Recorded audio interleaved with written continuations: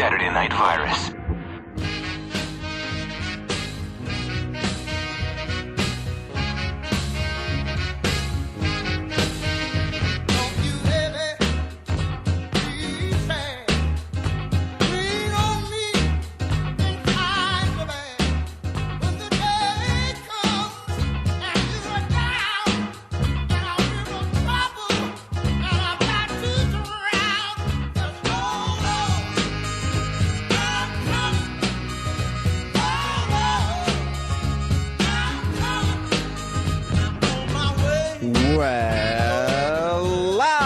From the Sirius XM studios in New York City, it's Special Delivery with Sam and Dave. Yeah.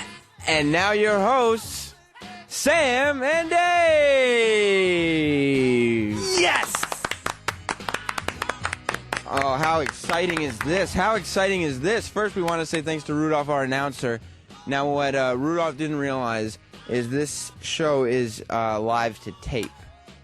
Technically not live, but just as good. Wait a second. So this is not live? No, but it is live to tape, which is actually a little more exciting. Have the people heard this show before? Oh, no. So it's fucking live to them, baby. Live and in living color. Yes! You're listening to Special Delivery with Sam and Dave, a brand new show to the XM Nation. Now, I myself am Primetime Sam Roberts, and along with me is Eastside Davey Mack. That's me, baby. I'm here to rock and roll. Yeah. I'm here to push your magic buttons. Yeah. I'm here to fly your rainbow pony troll in a river. Why don't you take it over from and I'm here? here to kind of pick up where you left off. Okay. Now, we're no strangers to the XM Sirius XM Sirius Nation. Heck to the no. But this show as an entity is a brand new and exciting thing, coming to you live for the first time on the Saturday Night Virus. I happen to work for the two of the greatest human beings of all time, the Ron and Fez show. And I work for technically three of the greatest human beings of all time, and that's the Opie and Anthony show, along with Jim Norton. Right. And we must give them praise and thanks. Yes. But now, Special Delivery with Sam and Dave has to fly. Right. What you're looking at is a triangle of fear, in the sense that there will be no radio shows after this. You've got your Opie and Anthony, you've got your Ron and Fez. Great. Now you've got your Special Delivery. And there is nothing after that. It's the 3 points on a triangle connected. There's no room for a fourth. Right. And we are recommending to people at 12:01 tonight, take your radios and throw them off a fucking cliff. No, because you know why? Right. Well, yeah. What? Because we'll probably have a second show. The second show. What we would recommend is not listening to other shows other than Opie and Anthony, Ron and Fez, Special Delivery. Keep your radios, though. That way you can keep listening. So then after the second show at 12:01, you take it. You drop that just fucking keep cliff. the radios. Just keep the radios. Okay, are we ever going to have some cliffs involved in the... Okay, well, see, now I was lied to. But what we will have is, you see, what we like to do, and what a lot of established shows like ourselves like to do, is kind of bring the audience in a sense, and show them what life was like a little before we were truly established. Yeah, I mean, before we became the superstars that we are today, we're just going to give you a glimpse of the lost tapes is what we're going to bring you today. And that's what this special is. This is a special. This is Special Delivery with Sam and Dave, the lost tapes. And what we're doing is we're bringing to you tapes of this show, even before it was called Special Delivery. These are tapes that have never been heard. Bob Dylan had his lost basement tapes. Right. My father had his lost porno tapes. This is no different. This is the lost tapes of Sam and Dave. This is just getting a glimpse of where it all began, where it started. So without further ado, why don't we play for the people, Dave, the first time you and I ever sat down together in front of microphones. Oh, it was so exciting. That was, my God, that was so long ago. I know. 10 days. This was back when it was just Sam and Dave. Yeah. Before Special Delivery, before any of the hype, before anything was this. Here is episode 1 for your enjoyment.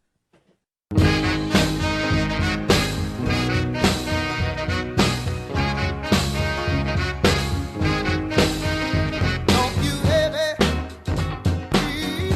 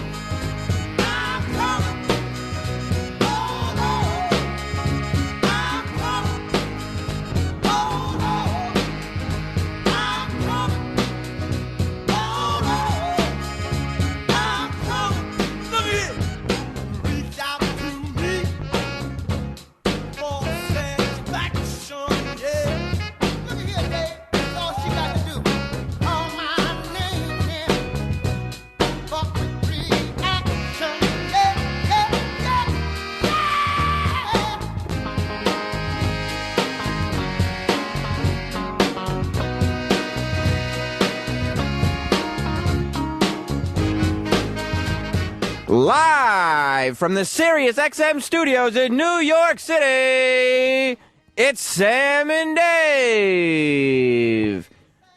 And now your hosts, Sam and Dave.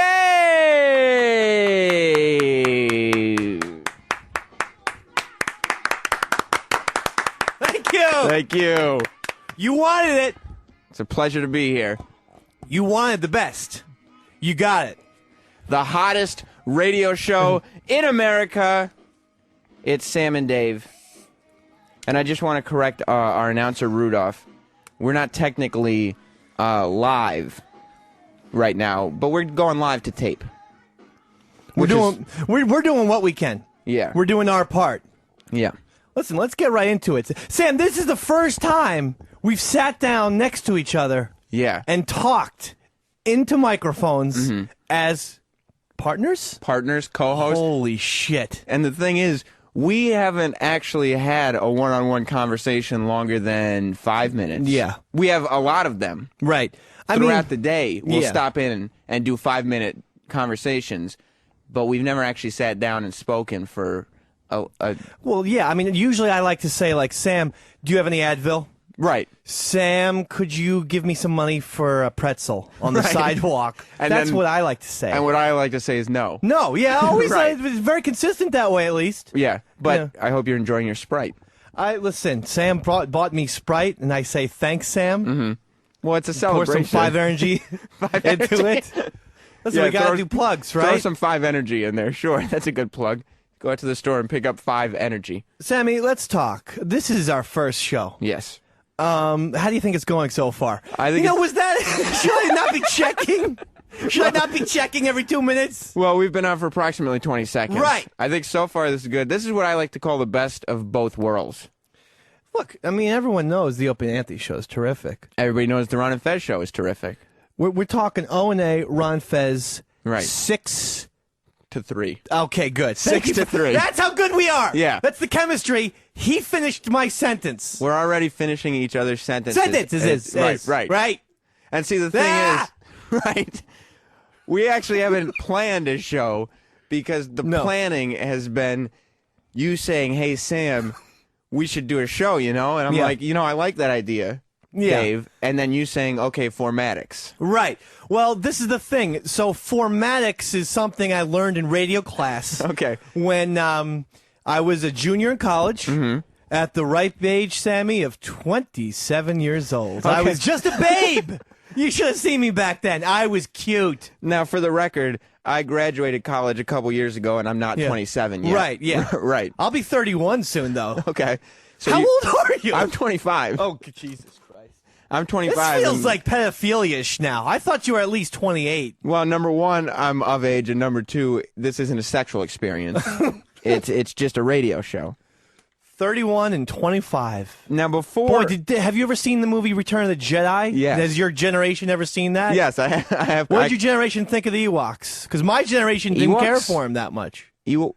My generation thought the Ewoks might have destroyed the whole Star Wars franchise. What are Ewoks? Oh, boy. Now, I know Revenge of the Sith. Oh. You're talking about, like, Darth Maul. So young. Darth Maul. Yeah. Oh, I loved him so much. Now, before... we started brainstorming this show. I had no idea what the word formatics meant. Oh yeah, let's get back to that. So I learned in my radio class formatics, and that's basically how are you going to do your show? What type of topics? How are you going to plan it? You're going to schedule it? You're going to have a little produced pieces, all of which, by the way, we have zero. Zero, yes. We didn't really come into this, totally equipped, but that's okay. We come equipped with charisma. That's true, but to me, I always thought that the things you just described was the format. Right. No, I don't know. formatics. I had no idea that this was a word. I may have made that up upon reflection. I may have just created that in my head. But anyway, so I said to Sam, you come up with the formatics. Yeah. And you tell Davey Eastside where to be. That's what I want to do. Dictionary.com has no record of the word formatics. You gotta be joking me. Did you mean format? No, formatics. Yeah. That's a word. Is it an IX or an ICS? I'm formatics. Like, this is the format. Right. Right. Here no, are the formatics. No, it's a plural. I got this. This is the format. Formatics. Formatics. But why would you add an IC I to don't pluralize know. format? Well, it's like, you have a climate change, and then you have things that are climactic. Right, but climactic and climate is two different things. Climate is this like how the it's gonna weather. be? And, well, you know what we could do is the Sam and Dave grammar hour, where you come to me with your grammar questions. I go to dictionary.com, and we'll get the answers for everybody. Contemplate, Yeah. and then it's like contemplatex. That's not a... I just put ICS on things. Contemplatex is not a word, and contemplates is the present tense, but it wouldn't be a plural. Like, I wouldn't contemplate different ideas. You'd contemplate. Yeah, but contemplatex is definitely a word, like formatics. It's definitely a word that you made up. Climactic. It's definitely a word that you made up, but that doesn't mean it's English. All right, Sam, listen. Now, guess what I did this morning for you? What'd you do? I'm not going to just talk about formatics the whole time. This is our first show. I know. We've done the formatics thing. We have to move on. Yeah, I mean, occasionally we'll go back to formatics. But this is sort of what Sam and Dave is a fast pace, grab your seat and run. Let's go. Because we're going to be throwing we're going to be throwing topics at you right out of left field. Go. No more than 3 minutes per topic. No, I don't agree with that. I only came with one topic, though, and that was formatics, which was technically yours. I thought you were going to talk about some of the times I tried to communicate to you about the radio show. In fact, I handed you a note today that was my idea. I came up with this idea last night, 2 o'clock in the morning, garage, cigarettes. Yeah. Had been drinking, so I'm not going to lie. But I still think it's a valuable idea if you care to read the note that I gave you. I Sam. just read the note verbatim. Now, the note is hard to read because it's coffee stained. Yeah. I was driving today. I apologize. I had some coffee. Well, see, you saying I was driving today doesn't really explain why there's a coffee stain on this. Because I was driving too, and my paper's still white. Did you have coffee? No. Ah! But I probably wouldn't have spilled it. Well, you're very cleaner. You're a lot more clean Very than cleaner. me. This is from this stationery says Eastside Dave right at the top, and a nice, lovely. What is this? I can't tell what. It's a dog. Okay, because it's a coffee stain. I thought it was. Yeah. I thought it was a cityscape or something. That would be odd. If the coffee stain formed a dog, like a religious. I found a Saint Bernard in my paper. We don't know a lot, Sam. Then there's some sort of line. Right. And then it says the letter U dash wrestling. So that means like Sam knows wrestling. And then me, and then an arrow, and then wife and GF dike out. Now, I think this was in reference to a phone call that I got recently. Yeah. Anthony Cumia has brought up your drunk dialing. It's legendary. No, when you drink, you get friendly. Well, I like to call people. I'm always friendly. Let's keep that on the record. That's true. Don't you think? I think so. But certainly, I like to make phone calls. Yeah. Yeah, and you called me and said, "Hey Sam, I was looking at your girlfriend today. I was staring at her because we were all hanging out, and I was like, all right." Okay, that's fine. By the way, this was at approximately 6 p.m. and I was at my parents' house for dinner. So, well, let's also back up and say that Tito's vodka had been consumed since 2 o'clock. It's not like it's always good to make excuses. So you call me and say, I was staring at your girlfriend. I found myself staring at her today, and I said, okay, that's strange. And you were like, don't worry. It was not in a sexual way. And I went, all right, okay. And you were like, it was mainly just me looking at her and thinking of my wife and then thinking, man, I'd like the two of them to dike out on each other. Not sexual. Which I responded by saying, well, David, that's completely sexual. It is yes. it? And you said, my mistake, you're right. And then that's kind of where we left it. Yeah. Well, Sam, look, I was thinking that if there wasn't a man involved, it's not sexual. But I see how you could skew it that way. Well, it's lesbian sex. Right. So the sexual part would be the second word. Yeah, twist it however you want, Sam. It takes no twisting. Now, can I just say, if people say, why does he say Sam like that? Yes. Because that's a weird thing to do. People might be asking. People could be asking at home, saying, how come he just doesn't say the word Sam? And look, I will. When Sam and Dave show takes over your city, your little fucking bullshit town. All right. There's no reason to insult people. Sorry. Well, the thing is, I love the show Cheers. Mm-hmm. And Shelley Long, what a great character she was. And whenever she would talk to Ted Danson, she would say, Sam. Right. Very proper. I can't even see you. Right. Well, get rid of the mic stand. Very proper. Just very, I just always thought it was funny. Apparently it's not, because that story was awful. You know what you could do in the future? Since you've been calling me Sam that way for probably a year now, and you knew we were going to do a show, maybe find an episode of Cheers and some audio. This is good stuff. But this is why we're recording. So good. Yeah. Next show, we'll bring in some audio.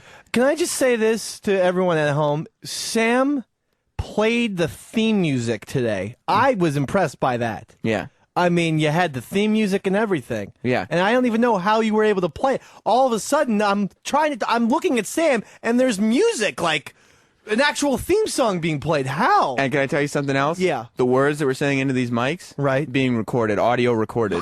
Really? For later playback. Oh, my God. Yeah.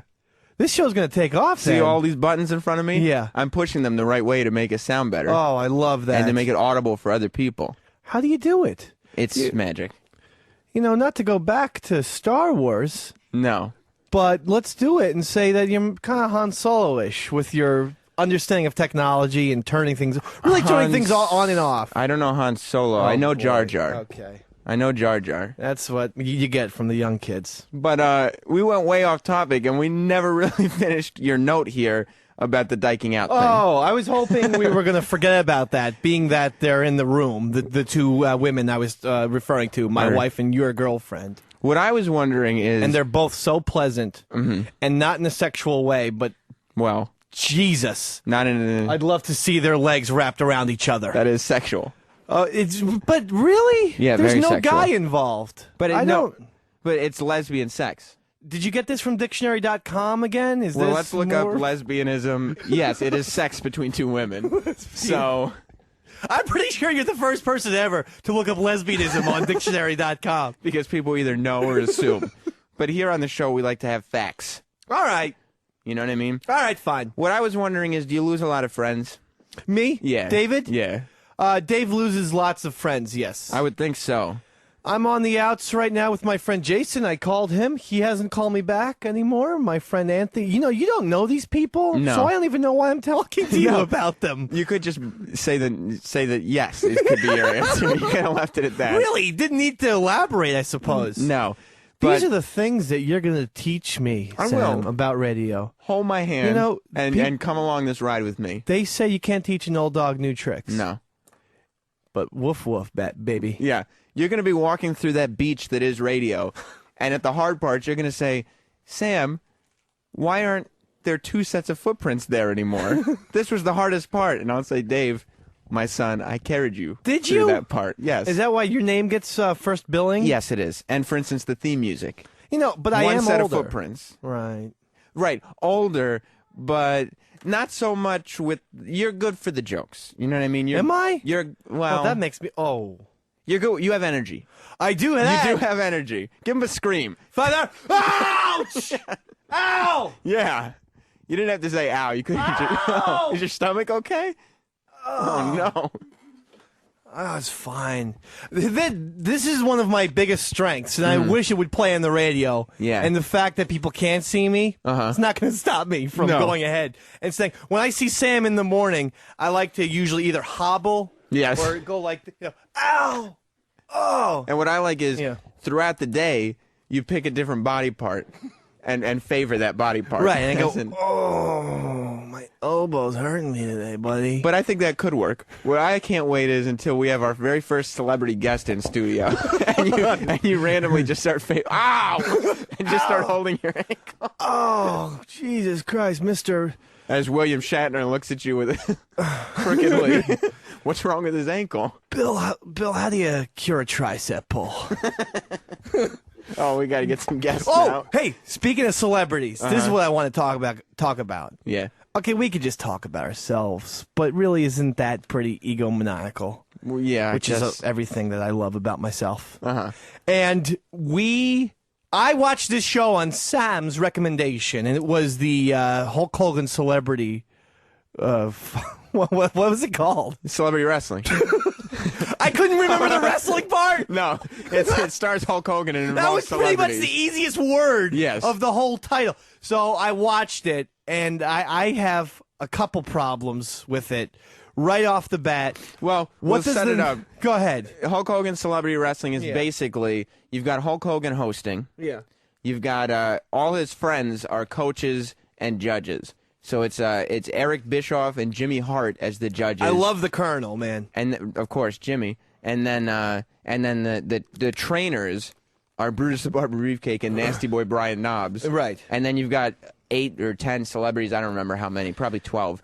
And then 10. 10 I think. Right, because 2 teams of 5. yeah, and then they had to do a match, and then you had 3 on. It didn't even work out. It was a tag team match with someone being the manager, which was pretty bad. But you had like Nikki Ziering, Todd Bridges, Danny Bonaducci, Tiffany. Good. And going. And a whole Dennis bunch of- Rodman? Dennis Rodman, the Worm. Stallone, Frank Stallone. And A couple other 2 other schmizbos. jabronis. And so, what does the Nasty Boy have on Hulk Hogan? Who is Nasty Boy? Because listen, I used to be a wrestling fan. Uh-huh. And that guy is always around. When I watched the Hulk Hogan VH1 show, now I watch this show. Does he have photographs of the Hulkster? Because why is Hulk Hogan like this asshole You so know what much? it is? He's not even good. I think no, he's not good. He's like teaching them how to do a kick to the midsection. It was And it's like, horrible. can't even lift your foot up all the way. Just fat guy with a mohawk. Right. A No. bad 92 mullet, too. Yeah. Now, I think my understanding is that there's a small group of wrestlers who just started kissing Hulk Hogan's ass in the 90s when he was a big star. And since then, just haven't stopped. Like, I think that Brian Knobbs and the Nasty Boys is basically Hulk Hogan's personal assistant. Now, this would also explain why, and Brutus the Barber Beefcake is like, probably is, because Brutus the Barber Beefcake has followed Hulk Hogan everywhere. Like, they met in WWF. Yeah, but he used to be good, Bruce, wasn't he? Yeah, but then he stopped being good, and he returned to the WWF with Hulk Hogan. He wasn't good. When Hogan went to WCW, for whatever reason, Brutus Beefcake with him as if it was a big coup, and has followed him ever since. Yeah. And now, of all the wrestlers to train a celebrity, and to really demonstrate how athletic and important, you know what I mean? Yeah. You got this big fat guy from Michigan with a blonde mohawk. Yeah, he's terrible. Brian Knobbs. the Nasty Boy. I'm like, this guy sucks. Well, he obviously just picked his friends. Did Hogan. Does Hulkster really despise Roddy Piper, my man?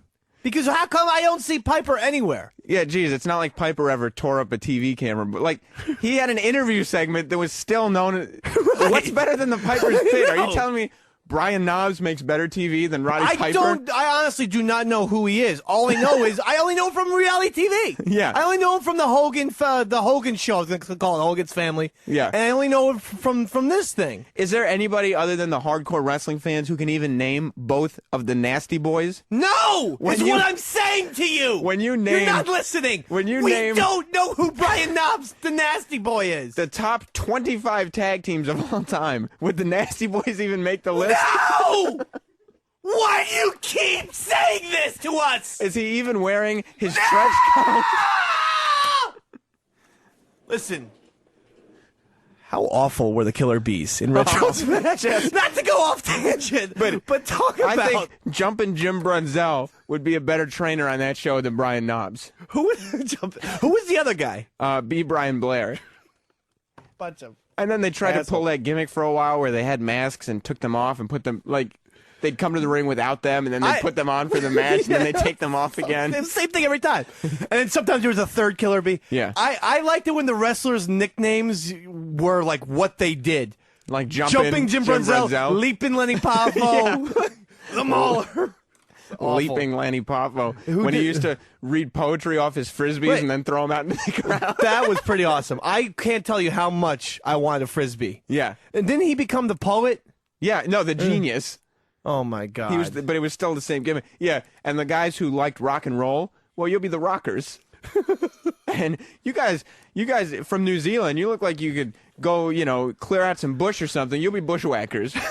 Right. And I remember when I was younger, and we were in Kentucky with my family, and my dad said that my uncle was out bushwhacking on the property, and I was like, bushwhackers? It's just a thing to do. That's funny, Sammy. You just described them. Sam. But yeah, I don't understand. Why not try to get some high caliber wrestlers? You're going to get shitty celebrities for this show. Well, that's another issue that I have because, okay, you have celebrities and you have shitty celebrities. Can we find new shitty celebrities? There's so many shitty celebrities. One of them is Trishelle Just from the real world. say. From the real world. Like, if I can't take Trishelle anymore. No. I can't take her. She's never actually been on anything scripted. I'm just so happy that Johnny Fairplay isn't involved in this situation. Sorry. Yeah. I know we're MySpace pals. It's the one guest that we can get, by the way, Johnny Fairplay. Okay. I got his phone number. I take that back then. But I mean, I like Bonaducci's always on these shows. Every single reality show. Trishelle, and now Todd Bridges is there. Yeah, he's the Nikki's earring. Why? What are you doing? Why are we doing this? And then they said there's this woman, Erin Murphy, who's on the show. Oh, yeah, Tabitha from Bewitched.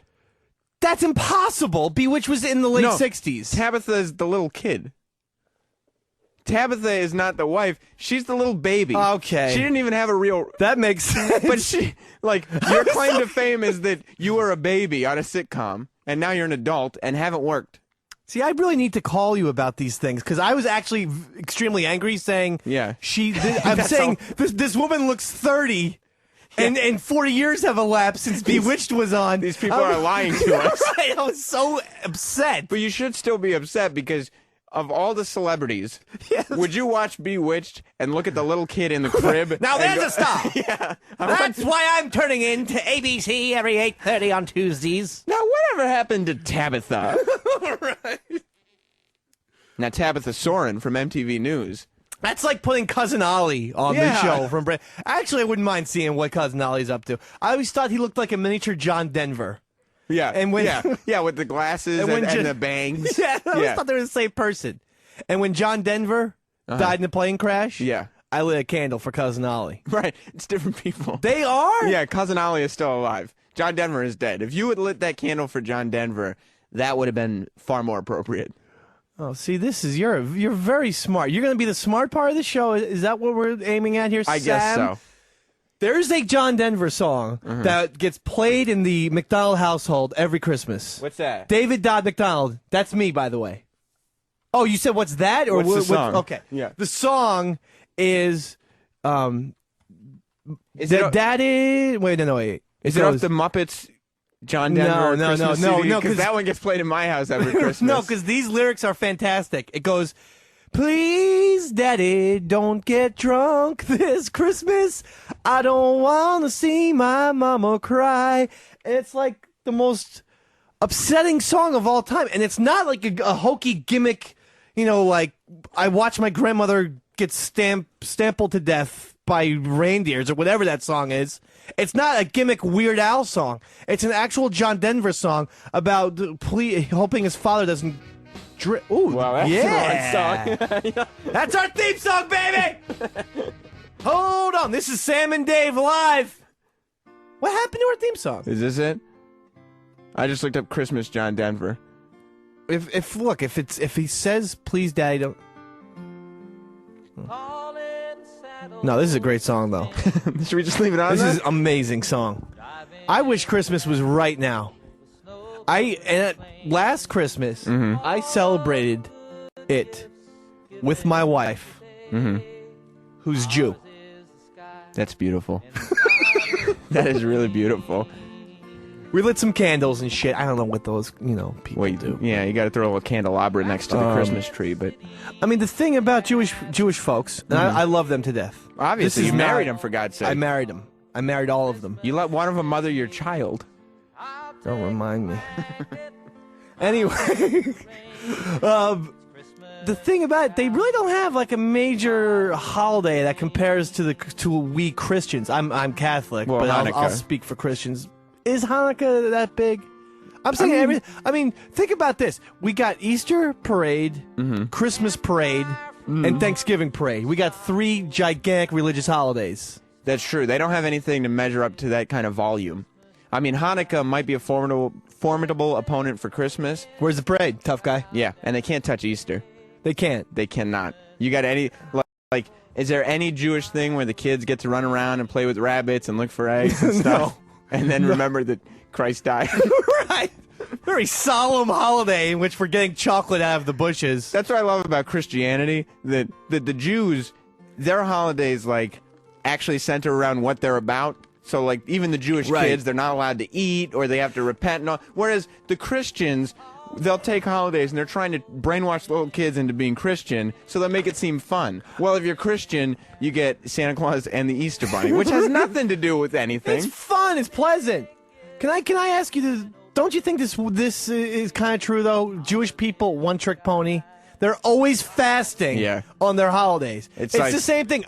We have to fast and we can't go out at night. No, that's true. Oh my God! It's like, at least for Lent, you get to be a little creative, something individual to you. Right, and then once you do your little Lent deal, holy mackerel! You get all these chocolates and candies and marshmallows and stuff. Mm-hmm. They finish feasting, and that's it. There's no, like, reward at the end of the rainbow for the Jewish people. And again, I love Jewish people. Treat yourselves. Yeah, really. I mean, like, stop the suffering. I guess Passover is their version of Easter, but Passover. What the hell does that even mean? It's nothing. It isn't. It's nothing. You know what the beauty is? The Jewish people, and I've seen Jewish families, will start hiding candy for Passover. And I'm like, all right, you just ripped it off. That's just Easter. You're just doing it because it's the same time of the year. Where do you see this, by the way? In Westchester, New York? Westchester, New York. Yeah. That's where my wife, who's Jew, tons of hails Jews from. Tons of Jews in Westchester. Look, they're good people. I love Max Weinberg. And the Max Weinberg 7 are just... I don't care for the other 6. No, me neither, actually. That's something we have in common. Just him. Yeah. But, Sam! Yes. How do you think the show's going so far? I like, my favorite part of the show is when it's time to switch topics, we hear... Sam? Exactly. Sam? That's how I know. Are you going to finish? Are you going to drink that water? Well, I haven't opened it yet. Did you want it? Yeah. Okay, here you go. You're not drinking your Sprite, though. I'm going to save it for the car ride home. Oh, I hope good. you don't mind that. No, I don't mind at all. Okay, don't spill on the console. I didn't mean to do that. I understand that people like to have some water with their cookies, but don't pour the water on the cookie. Right. You know what I mean? Okay. Everyone's scurrying around now. Yeah. I ruined it again! But Dave, I always ruin everything! it's okay. Come back. No! I need you for this, big man. No! Don't turn off the lights. I'm still here. Okay. You're not being fair. Sam, I'm back! We never really... I am so hot. You're taking your shirt off. Because I'm so embarrassed. I get very embarrassed. By the way, what happened to John Denver? That was really the song sweet. ended. You had another John Denver song? Is there a song about spilling water all over Anthony's seat? Okay, well, don't be so... I'll tell you what, I'll look up some water. Don't be so what? Well, obvious about where you're spilling the water in case somebody comes back on Monday. Don't you threaten me, pal. All right. I was going to ask you before, we never really touched on the fact that you're losing friends because of your drunk dialing. Oh, God. You know? I mean, I don't understand. It's a friendly phone call. I'm not calling them and about to yell at them. Oh, this is pretty. This is a pretty tune. Just a little something to help you move along. I'm not going to call them and get angry at them. Uh-huh. I'm calling them with love. Like, hey, man, you want to come over and play Guitar Hero? Right. But, like, for me, I enjoy your humor. And Thank you, I Sam. like the drunk dialing calls, even though every now and then I will send a voicemail over to Ron Bennington. I will do that from time to time. But I enjoy the calls. But there are many people who, if you called them and said, look, I've been staring at the girl you're dating, and I want her to dike out with my wife, a lot of people would get offended or not want you around them or their family anymore. See, that's... And also get disgusted at the fact that you're raising a child. Not me. Well, yeah. Not me. So you're saying society has changed or something? No, that's the way society's always been. So it's like, America's getting a lot more conservative is what you're telling me. No, that's kind of been a prevailing theme for a long time now. Wow. That's something that you just haven't been aware of. That's amazing. Like, how you'd lose friends, you said? I think that's why. They drop away. Yeah. They leave me and leave me. It's a specific effort to stop hanging out with you. You're always going to be my friend, right, Sam? Always. I love a disaster. I can call you drunk dials all the time. All the time. I love seeing somebody crash. I love just... I can call you whenever I want, Sam. And whenever. I love the flaming wreckage. This is why John Denver's playing right now. It's true. I can call Sam whenever I want. This John Denver song represents the life of Eastside Dave. You're flying that plane high right now, but those mountains, they are coming. Dave, if you'd excuse me, I have a call. Okay, Sam. Hello? Hi, Sam! Oh, jeez. Hi, you said I could call you whenever I want? Well, Dave, that time is now, young man! I'm a little busy. Sam! Here's what we'll do. Could you get me a sandwich, please? No, I'm actually doing a radio show with you right now. So hungry, Sam. Have some cookies. All right? Who baked these cookies? My girlfriend did, Jess. Could she get me an egg salad sandwich, Sam? Could she bake that? All right, I'm going to go ahead and hang up this phone. Okay, Sam. No, wait! Sam! Yeah. I love you so much. Thank you so much. How about the egg salad sandwich? Well, are we on that, please? We'll work. Yes, we're on it. Okay. All right. Bye, Sam. Bye. See, the beauty of it is when you call me. Hold on. I have to make a call real quick. Okay. No, go ahead. The beauty of it is when you call me, I know that you're either drunk or sober, and when you're sober, you have such a short attention span that I can make promises and not fulfill. I got to call. I have to call someone. Hold on, please. Okay. Hello. Can you get some chips with that egg salad sandwich, Sam? Yeah, you said Dave. Thank you. Bye, Sam. Bye, Sam. Well, I mean, I think I like to call people a lot. I like to call people who I like. I don't think that's a big deal. No. And if someone's drunk, it means that, if that means I'm thinking about you. Right. Well, I guess that a nice thought? I think it is. But there's two things that I'm thinking. There's two reasons why a person would stop being friends with you. Number one is they're offended by the things you say.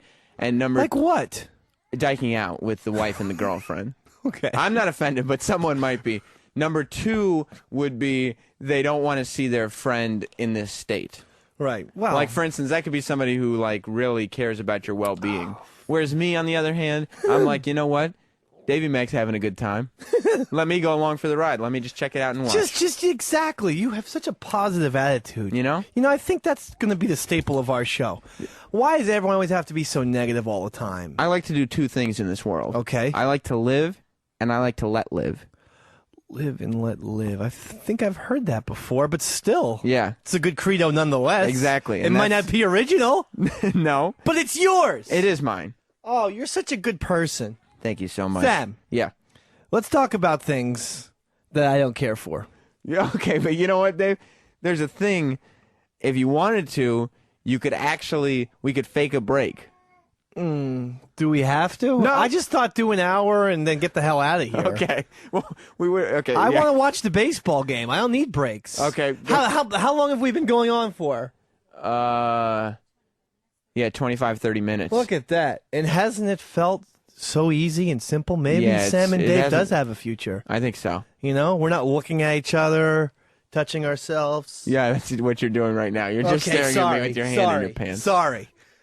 Which is uncomfortable. I apologize for that. Listen, fuck the break. Let's not. All right, we're gonna troop on through it. All right, I have a major problem. I'm watching sports all the time, and with sports comes commercials. Yeah. In fact, that's probably not just relegated to sports. That's probably all television has commercials. Yeah. Didn't even need to bring up the sports part. I'll move ahead. Right. Anyway, a lot of stations every 15 minutes or so will play commercials. Right. And you see this on the television all the time. Okay, we used to have these commercials. If it happens in Vegas, it stays in Vegas. Yes, and they've just done that commercial over and over again. I'm not even talking about the commercial now. No. Somehow if it happens in blank, it stays in blank has become so prevalent in the American lexicon, it's driving me fucking insane. Well, Dave, I'll tell you, just in case they're sponsors, don't worry about it. Say whatever you want, because what happens on Sam and Dave stays on Sam and Stop Dave. it! What? That's exactly what I'm talking about. You did that to annoy me. No, I thought it would be cute. It's not cute. That's exactly what I'm talking about. I thought it would be, I don't know. Oh, geez. I hope my girlfriend's family isn't mad at me about saying the Jewish thing about what they do with the...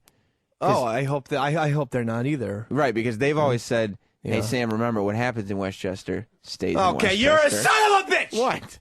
I'm just looking for cute ways to tie in jokes. I hate when people do that now, though. That's the point. But now it's a callback to what we were talking about before. Don't do it anymore. As a favor to your pal, Dave.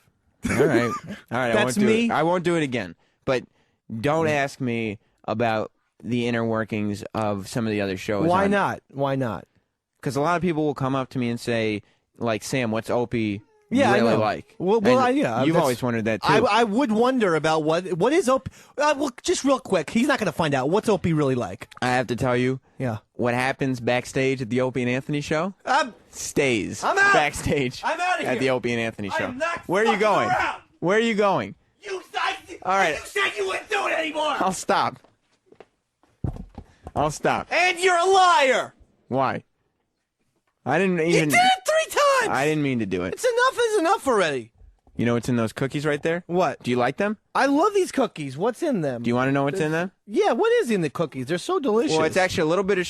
Ooh, I'm getting What's the problem? a dirty look. I forgot. What? What happens in the Just Kitchen stays. Fuck you! In the Just... Don't throw cookies at me. I'm just Why saying. are you trying to do this? You know it upsets me. It's overused jimble jumbo jungo. Because I'm trying to do something that the listeners will find funny. Okay, I don't care for them. The listeners? I mean, no, I take that back. Well, if you don't care for the listeners, they're not going to be able to hear us. And then what happens on Sam and Dave really is going to stay on All Sam right, and stop Dave it! That's because 5 times! they won't be able to hear it. I'm just joking, by the way. I love you people. Now listen. Sounded so genuine. But my mom does. Well, Your mom does it? You ruined it, so I'm not even going to do it. I'm not going to say it. Now here's another one. Wait, your mom does that? My mom will do it like, hey, mom, how was playing golf today? Mm-hmm. Dave, what happens on the golf course stays on the golf. I'm like, it doesn't. What are you talking? Just tell me. Did you shoot well? No. What happens on the 18th hole stays in the 18th hole? No, it doesn't. As if it's a public game. There's some secret society going on. Like this is golf. really. It's like a Masonic temple. It's like Freemasons. Right. And it's not. No. She plays on a public golf course. Right. It's just a matter of how many shots did you take? Right. For how many holes? What's the ratio? How was your score? Yeah. No, what happens on the golf course stays on the golf course. That's what happened. Why am I pretending she's from New Orleans in 1865? Actually, last February, I was watching the news trying to get this Super Bowl score. Uh-huh. And I was like, hey, Bryant Gumbel, what happened at the big game? Yeah. And Bryant told me, Sam, what happens on the football field stays. Why? On the football Why field. would he say I it? don't know. I thought his job was to give us the He results should of be the sports telling you. games. What Yeah. a jerk. Why would he do this to you? I think he just likes jokes.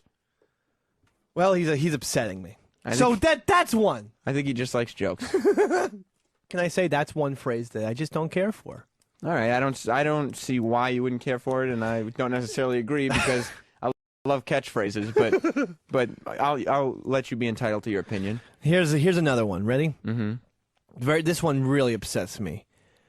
There's no crying in ... Yeah, Ever I think since League of Their Own. Remember that with Tom Hanks? There's Tom no Hanks. crying in baseball. Right. Oh, he was good. Yeah, right. And ever since that thing, it won't make sense at all. I'll be upset in the deli, saying you messed my order up. Like, there's no crying in deli. He's like, what are you talking about? I mean, so you ask for no mayo and there's a little mayo. Yeah. There's no crying in sandwiches, Dave. Everyone should know No, that. I'm not crying, A, and B, don't use that phrase. It's been done. Legally Our Own was like 15 years ago. It's over. Dave, What? you're doing a lot of whining right now about these catchphrases. Am I? There's no crying in catchphrases. Oh, son of a bitch. You know? Sons of bitches, pompuses. Yeah. And tell that baby of yours back there, there's no crying in the radio studio. She's a child. I'm She's a saying. baby. There is crying in the studio when you're 5 months old. That's the thing. My brother But at didn't my you see- grandmother's funeral the other day thought it would be funny. They go, there's no crying in the funeral parlor. There's lots of crying. This is the perfect place for crying. Or jacking off. People don't need to hear about that again. Listening on the best of driving in. Really, folks, you don't need to hear all this stuff. Exactly. And people are like sitting there going, oh, Dave shouldn't have been jacking off in the Yeah. funeral parlor. Right. And I'm like saying, there's no crying in Ron and Fez best of. Oh, Jesus Christ. You know what I mean? Yeah, I do. I know what you mean. Now, speaking of phrases, there was this show. Do you remember this one show? Which show? It was called It's Like You Know. No. I don't remember that show. I only thought of it because the phrase popped into my head. It's like, And you know. I have a note with coffee on it that says, Yeah. talk about It's Like You Know. But besides that, It's Like You Know was billed as, from the creators of Seinfeld, come the next great sitcom in America. It's Like You Know! And then I looked up the credits, and Larry David or Jerry Seinfeld had nothing to do with... Oh, No. Are you crying? Are you crying? why are you doing No this? crying? There's no crying in baseball. I understand. I know that there's Tom no crying Hanks in is the baseball. best. I get it that there's no crying in baseball. Oh. I understand that. I've known that for 15 fucking years. It's just women playing baseball. One of them starts crying. I know that there's no crying at the pediatrics. No. I know now Oh, yeah, that that's there's a funny one when a little kid is there getting a shot. And then it's like, There's no hey, crying. There's no crying in booster shots. There actually is. Yeah. There's quite a deal of crying. And I call up the UPS when I was in Brooklyn, who would try and get me, who would never bring the packages up. I lived four stories up, right? Mm-hmm. And they would never deliver the package up to my door. They would just leave it Is it downstairs. a walk-up or an elevator? It was a walk-up. That's not pleasant. Doesn't matter. That's their job. That's true. I That's mean, what they get paid their for. job is to deliver packages. It's the one thing that they have to do. Right. And they would never, ever deliver the packages up to me. The guy would just put him down there for the whole entire building to steal In the front of the building. in the front of the building. It's a 4-story apartment building. Right. There's lots of people that could just walk, oh, that looks like a good package for me. And they did, I'm sure. Yeah. How many packages do you think You know, you missed? and a lot. And if you're out there, I want my vintage Boba Fett action figure. Never got it? I want it. Who's Boba Fett? I put it on my Amazon wish list. It said it was delivered. I know, like, Jenga Fett. Oh, Jesus Christ. I don't know Boba Fett. Star Wars character. Oh. Empire Strikes Back, episode 2. Episode 2. Episode 5. Wow, they've already done 5? Oh, boy. It's like, you know. Anyway, I called up the UPS office, and the guy actually said, there's no crying at the UPS. I'm not crying. I'm filing. Just give me my mail! This is an official complaint. It's Right. not crying. Enough with your movie lines. Just give me the mail. Everybody talks in movie lines these days. Yeah. They all do. Yeah. Whore. Whore. What's That's what that? my dad says. What movie is that from? Who knows? I don't know where he picked it up, Right. but he you know, does it now. It's not, there's no reference. There's no nothing. He There's just, no nothing. He's a sick man, though. You know, Yeah. he did some time. Let me talk to you about It's Like You Know. Yeah, okay. So this show came out, and by the way, it was not by the creators of Seinfeld, as I said. But didn't, yeah, because you said when they pitched the show, it was like the next Seinfeld. It was. From the creators of Seinfeld. And did this show, I'm starting to remember, did it come out like right after Seinfeld went off? Or Exactly. Like probably the next year after Seinfeld went off. When did Seinfeld go off? 2099? Something like that. All right. So it came out in probably the next year. And the whole point of the show was... No, this wasn't the point, but the gimmick of the show was that once an episode, on It's Like You Know, one of the cast members will say the phrase, "It's like you know." Oh, really? Chock full of laughs, I tell you. Really? That's Chock full of laughs. And for some reason, they had Jennifer Grey playing the part of Jennifer Grey, playing herself. Why? So they thought they were doing like a Gary Shandling type deal, and it wasn't. It was. Was Jennifer Grey as funny as Gary Shandling? No, she wasn't. Okay. It was always about her nose job, and I'm like, we don't care about Jennifer Grey.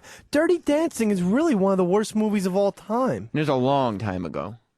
It's very Dirty Dancing, I mean. Yeah. It's no reason. No, I didn't even know what she did between Dirty Dancing and It's Like You Know. And It's Like You Know was really a terrible show. I mean, I'm talking on the same level, if not worse, than Two Guys, a Girl, and a Pizza Place. Wow. Yeah. Wow, is this the Two Guys, a Girl, and a Pizza Place, or the later shortened version, Two Guys and a Girl? Oh, there was a show. I didn't know. Yeah, what happened to the Pizza Place? A couple seasons in, they shortened that title. They did the old KFC make it easier to say job. Is that what happened? Yeah. I didn't watch it still. Well, I loved Reverse Three's Company. I mean, Two Guys, a Girl, and a Pizza Place. That was such an innovative... And that guy's a big star. That, what's his face? Who was the main... he became Van Helsing or... Ryan Reynolds? Ryan Isn't Reynolds. he the one from that show? Yeah. Married Scarlett Johansson recently, by the way. You know what that must be like? It's like, you know... Okay. I think maybe we should take a break now. You think so? Yeah. If you're just going to keep saying my phrases, the phrases that I get upset, that's why that's the phrase that pays on Sam and That's already Dave. used. Everybody call up now and think of ways to say It's Like You Know. I wish we had a phone number. I'm going to call up right now. Okay. Ring, ring, ring, ring. I'm calling up. Just going to wait for that dial tone to call up. Oh, I got a phone call. Hang on, Dave. Okay. I'm just going to call up someone right now. Oh.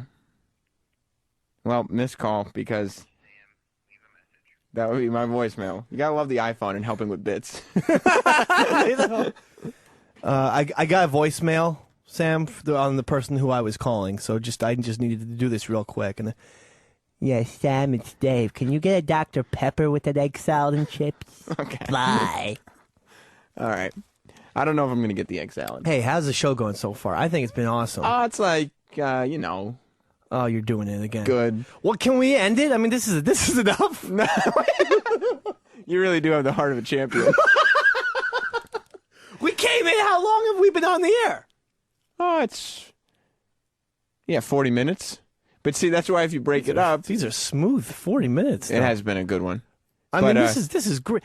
It's like, you know, I'm glad I didn't watch that show. No, I'm referencing the show. Okay. I'm not saying it's like, you know, which would be like, you know, not that great of me. Okay, now you're doing it. Now you're confusing me. Right. That's what I do. Play little mind games with you while we're doing a show.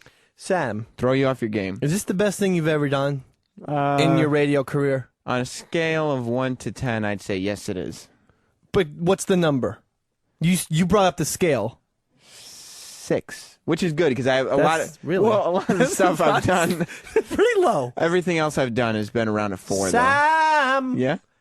You like my tattoos? Yes, I've seen your tattoos. But we should get back on the It's Like You Know thing because it's always been one of my pet peeves in movies. Yeah. When they have to say the name of the title in the movie. Oh. Like they're explaining to you why they named it this. Yeah. Like, for example. Well, you got to realize there is something about Mary. And it's like, okay, I know. I got her name was Mary, and I put everything together. Or at the end of Back to the Future, when Doc is like, Marty, we have to go back to the future. I know. I understand the time travel thing from the beginning of the film. I know. And that was wrong, by the way. What was? It was Back to the Present. Right. It wouldn't have been Back to the Future. Because they only went, technically they went to the future only one. Well, no, because when they're in the past, then they have to technically, since they're in the past becomes the present. So in order to return to the present, they have to go back to the future. I don't know. My head hurts, though. I'm sorry. But, and the documentary Bigger, Stronger, Faster? Yeah. Like, I got it because it's about steroids. But they spent the first 15 minutes of the movie with people saying Bigger, Stronger, Faster. And with banners that said Bigger, Stronger, Faster. And the voiceover guy saying, they wanted America to be bigger, stronger, and faster. Can I tell you, how was that movie, by the way? Well, it was good the beginning. I did fall asleep while watching it. But it was during a weekday afternoon, and I have a tendency to fall asleep during weekday afternoons when watching anything. Are you posing for the camera? You just want to make sure you have a nice picture, right? With Sorry, someone was taking photographs of us. Well, you know what you could do? I like to stop talking and smile. Since, why don't you do that? Because what we're doing here is not for ourselves, but for the audience But listening. there was someone taking a photo of me, Right. and I wanted to look nice and smile for them. Well, what you do is let that be a candid picture. And But that wouldn't look as pleasant. I like to smile, show I brushed my teeth today. But- oh, wait a second. Shh. okay, I can talk while you're doing this if you want to, or I'll just wait so you're paying attention. Now, when she took the picture, Smile, Dave. Sam. No, all right, we're smiling. Smile. We're smiling. Don't worry about them Yeah. at home. Folks, if you're listening, there's a person in here taking photographs. What are we supposed to do? Well, Keep talking. well, Then we're going to have crazy photos with our mouths open and our heads are screwed up. Ow! Hear me out on this, Dave. I think I have an idea of how we could do both. Okay. What we could do is let her take pictures of us and be candid about it. And then once we're done with the show, Right. just stand in front of the mics and pretend to be doing a show, and that's when we would smile. That way the show itself wouldn't be interrupted. Oh, that's good. Yeah. Good. Did you get a marketing degree or No, something? I'm a human being. Where'd you go to college? Syracuse University. Woo. Yeah. And graduated in 4 years. Oh, boy. I actually went Marv Albert went there, huh? Yep. I went to Monmouth University. You know who went there? Who's that? My mother. Did she? She was big time. Okay. Yeah, we also had Len Berman. Oh, my Lord. Yeah. And the WWE's Michael Cole. Oh, like hell. And then at my school, Monmouth University, we had my cousin Jimmy. Yep. We had Dick Clark also. Oh, boy. Do you have any other Monmouth My friend Tone. Tone? But he went with you, right? Yeah. Yeah. So that wouldn't be. What's Tone up to these days? He works. Probably dead. Actually, he works at Lids. Okay. And so he would also be quickly approaching 31 years old. Funny story about Tone. What's that? We, my brother and I went into the mall last Christmas for some last-minute Christmas shopping, and I saw my friend Tone at Lids working. This was last Christmas. This is last Christmas. So were you 30 yet? Yes. And Tone was. yeah. Yes, okay. And by the way, this is just if people don't have Lids, it's a store of hats. Right. It just all they do, they set up shops in malls and just sucks. sell hats. That's the worst store. You could go into a store and pick up a hat and say, "I'd like to get a shirt to match this hat," and they'll say, "Then you got to check out Old Navy because all we have is hats." And there's no way that they're selling enough hats to stay in business. How many hats can a store sell? Like 4? And they're not just one store. There are thousands of lid stores. Every time you go into a mall, even in New York, in this state alone, how many times do you go into different malls? Every one of them has a lid. Right. And nobody's buying hats. No one. People who wear hats, Yeah. they're good. Yeah. They don't need like more hats. You know where you a hat lasts a solid fucking 10 years. And you know where you get a hat? Foot Locker. When you're buying shoes, you also pick up a hat. Yeah, you say throw the hat and a in jersey. the bag. You get a jersey too. Yeah. Or a sport models. It's not. It would be like a store specializing in mittens, Right. So it's not necessary. To say that they are seasonal would be an understatement. Yeah. So my brother and I go into Lids, and I saw my friend Tone behind the cash register. Oh. I started laughing and go, "Do you really work here?" I thought he was playing a joke on me. Like I thought knew, like he knew you were coming to the mall. Exactly. And I don't he was know like- why. He was like, "Oh man, Davey Eastside is coming to the mall Right. today. Oh, God. I'm gonna go stand behind the How lids counter." fucking dare I think I'm Truman Show, and everyone's just jumping around to play practical jokes. Somebody up in- Some people have bad lives. Someone's up in the moon just saying, "Where's Dave going today?" We're gonna think of a great joke, and we're all gonna laugh. Right. It's all about Davey Mack. I know. It's terrible. It really is. I am just totally about myself. Yeah. But so I look at him, I start laughing, and I go, Tone, do you really work here, or is this a joke? He goes, no, I really fucking work here. You asshole. Right. And I'm like, all right. I don't really want a hat. I just saw you, and I decided to come in, pop my head in, and my brother started laughing as soon as we got out, and he's like, "What the hell is the matter with you?" I'm like, I thought that's my friend Tone. I thought he was just joking. Because you tell him his life is a joke, and then mention, and by the way, I already have a hat. I didn't even buy a hat. And I didn't even make him feel good about himself. My favorite part of lids is you can get a frequent shopper's card.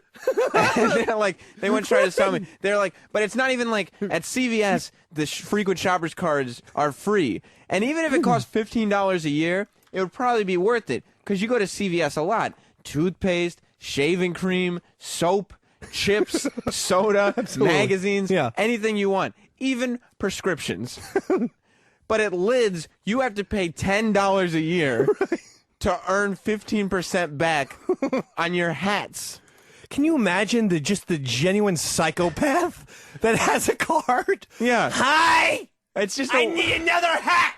My own theory is that this is just... No, wait a second, you don't understand! I had my Houston Astros hat, now I want a Cardinals hat! It's Lid's way of trying to sell hat racks. Because they're trying to convince people that they need so many hats that they also have to buy a hat rack. And guess what we have at Lid's? Hat racks. Hat racks. What a bunch of con artists. And just in case we're not up on the latest trend, you can get your very own... I've seen these at Lid's. They're the hat brim benders. Like it's a device that you put on the brim of your hat to bend it. I need that. Why you need all these little gizmos and gadgets. Why don't you just take the brim and squish it between your two hands, or even put it over your thigh? And that's a nice curve right there. Your thigh is a nice curve. The day we start complicating hats is the day we need to explode the country. Yes. We just have to just just bomb everything. Sir, you look like, do you sell like a rain hat? It's raining out. No, just baseball caps. Do you have something that like could keep the whole area of my head dry? Or no. These are not practical hats. They're just baseball caps. Just baseball hats. And trucker caps. And what's with the name Lids? Like they're trying to start some little phrase that, well, we'll get all the kids calling them Lids. No one calls them Lids. Hey, nice lid. It doesn't happen. No. Have you heard one rap song where they're rapping about their lid? No, they don't. They say hats. In fact, lids, and that's a thing that would be popular in the hip-hop community, to buy all those hats. And they don't even mention the Lids. I've never heard a rap song that mentions the store Lids. Yeah, it doesn't. I don't care for that, by the way, in the hip-hop community. And yeah, that's right. I'm going after you. Okay, we're getting at you now. Let me find some hip-hop music. Please do so. Because you know what? Tipper Gore was right about you people. Oh, wait. Don't say you people. Okay, you edit that out. Yeah. No, I mean hip-hop community in general. Oh, by you people, you mean rappers. So Eminem's in there, too. He's white. Yeah, exactly. Yeah. Look, I'm talking to, I'll say Pete Bass from, what was the bad thing? MC Search. What was the name of that? Pop MC Goes Surge, the Weasel. Yeah. Third base or whatever? Yeah. What was that guy's name? Be Nice. Pete Nice. No, but I totally forget what I was going to say about the rappers. No, you were talking about you didn't like, because I said that you'd think that the only place that Lids hats in rap. So, this is what I was going to say. I don't like how disloyal they are to sports teams. Mm-hmm. Like, just because they have a blue shirt, then they have to go out and get a blue Giants hat. Okay, fine. You're a New York Giants football hat. Until the next day, the guy's wearing a green shirt. He goes out and buys an Eagles hat. That's true. What the hell is this? You know, Hip Hop Ron, our intern, you can ask him, next time Hip Hop Ron comes in here and you see him, look at the team logo on his baseball cap and say, are you a fan of that team? And he will tell you to your face, no. See, this bothers me. Why not just go out and buy a green hat. Why buy a specific team, Eagles or Celtics, which signifies to me you're a fan of that team? Which is just by. I'm sure there's green baseball hats out there. Look at Lids, for example. It would be like you walking around in your GNR concert T-shirt and saying, I hate that Axl Rose. He sucks. No, I said it was just an example. What? It was just an example. Whoa. It's not my opinion. You don't say anything about him. It was just an opinion. Just an opinion of someone. You not don't my talk opinion. about him like that, my friend. No one talks about Mr. Axl Rose, formerly William Bailey, formerly Billy Bailey. It's not my opinion. But I'm saying that it would be equivalent if you said you didn't like that band. That band. I said that band. You like them. I like them. We both like them. We both like them. Don't break things. Can we talk more about Lids? Yes, but I need to calm you down. You know, you were saying about the hat brim machine. Oh yeah, now we're talking. I tell you one thing right now, you are incredible at pushing buttons and looking things up. Thank and you. Pushing buttons. And it doesn't even disrupt the flow, does it? I don't understand how you even do it. It doesn't disrupt the flow at all. It's just like, I don't care about nothing. Come on, Brownstone. Anyway, this doesn't disrupt the flow at all. Let's rock! Yeah! Fuck Lids! Fuck talking about topics! Sing along. Well, together. My time, yeah. Mr. Brownstone. All right, You know what Mr. Brownstone was about, don't you? What? I don't know. No, I don't Some know sort either. of building or something. Yeah. Whenever I think of Mr. Brownstone, I think of where the Huxtables lived. They did live That's in a just brownstone. me. I don't really interpret lyrics well, though. I just did hear live- guitars and drums and then blee blee ooh. So anyway, you're saying you don't like the team. No, I was going to say that shoehorns. My grandfather had one. We're not going to talk about shoehorns. We're on to something here. Well, it's the thing about it is that So, the like, rappers. You have a Giants logo tattooed on your arm. You got that right, pal. Right. Now, is that just because you wanted to wear something baby blue that matches it? Or are you a fan? Right. I am a fan, and I lost a bet. Yeah, and... No, I think I won a bet. Okay, see, I didn't know a lot about sports, but I'm looking on the TV at the Giants now. They have that NY and Royal blue. Yeah. Mine's in baby blue. The tattoo artist was really bad this time. Okay. I'd like to say it was only this time, but a lot of the tattoos that I have, the Sopranos tattoo on my back. Right. Yeah, that one's terrible. Yeah. Where for some reason Carmela looks more like Abe Vigoda is not a good tattoo. My favorite part about you getting that tattoo was people pointing out that doesn't look like them, Right. and then the guy going, "But it will. Don't worry. Once the swelling goes down." And Yeah. everything." He's my personal guy. My personal Yeah. tattoo artist somehow thinks that the tattoos magically are going to transfix when I'm sleeping into something that looks like good tattoos. Why do you guys keep using him? He's able to come in whenever he wants. The And funny I thing guess is, I guess the priority of the whole thing is not making sure that you look good. yeah. So well, if you end up with even a shittier tattoo than one would imagine, yeah. it turns out okay for this Right. show. I would have liked to have a good-looking tattoo. Right. The funny thing is, when I called the guy, this guy Rob, I'd be like, "Hey Rob, can you come into the show tomorrow? I lost another bet." And he'd be like, "Let me just check my books." Yep, I'm good to go. And then I was like, "Oh shoot, Rob, you know what? Actually, we're scheduled to do something tomorrow. How about Thursday?" Well, I'll just check. Yeah, I'm all free Thursday, baby. And oh my God, Rob, you know, forget about this week. We have off this week. I'm sorry, I meant next Thursday. Right. Let me just check. Yeah. My God, would you believe it? I'm off next Thursday too. You don't have a real job. You're not No. really a tattoo artist, are you? No, he bought those tattoo tools on eBay. You're some Tyler Durden freak who just comes in. He wants to come on the radio show, and he found his niche, What a son of a bitch. giving terrible tattoos to you. What a great show we've had here today. Is that the end? Yeah, let's hit the theme music. We did about an hour. Did we, timekeepers? Can she take another photograph of me? All right, yeah, you take a photograph of Dave while I... Sam, quiet. Quiet. right, everybody The photographs are being taken place. Quiet. Yes, I'm smiling for you. Sam, Yeah. look at her I know, and you're smile. right. You're right. I'm sorry. Gonna... We're taking a picture Oh, for everyone. I don't like the silence because it's a radio show. Thank you for that. You never told me when to say cheese. Did you know? Did you know that people aren't doing that What? anymore these days? Saying cheese? No one does the 1, 2, 3 cheese. Okay, 1, 2, 3 cheese. People don't do that. Have you noticed that? People just take the camera, snippy away, snippy. Ooh, this isn't our theme music. I know, that's the outro music. Oh, this is what we're going to be outroing? Very smart of me, huh? Change it up rather than hold on. Yeah. Hold on is the intro, and then this will be kind of what we go out to. So we got 2 minutes or so to kind of wind down. This is a great song. And if we want to quit early, we'll just we'll say goodbye and put the song up. We can play this every day if we want to, or every show. Every show we will end with this song, and see if people pick up on the fact that the name of the band is Sam and Dave. What's the name of this show? Sam and Dave. Holy shit! You know now I see what the connection is. You know what we did a terrible job of doing today? What, Sam? Saying you're listening to Sam and Dave. Oh we my didn't God. say that even once. You're listening to Sam and Dave. We said it in the beginning. You're listening to Sam and Dave. Then talked for an hour. Right. Well, we had good things to say, I think, and we had good topics, and we talked about poor cousin Oliver going down the plane crash. Yeah. Do a little Sam and Dave recap now. There was cousin Oliver and my friend Tone. I hope things pick up for you, pal.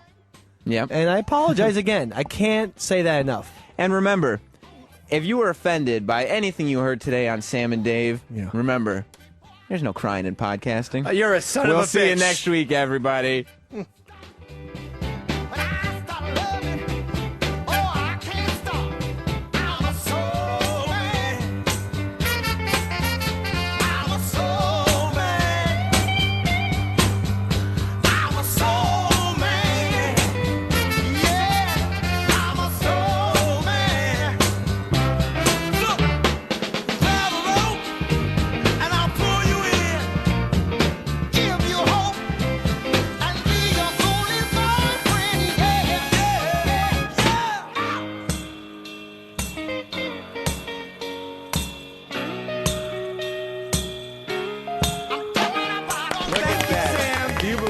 Thank you. First time. Wait, that was hour number 1. That was the first time we ever met, pal.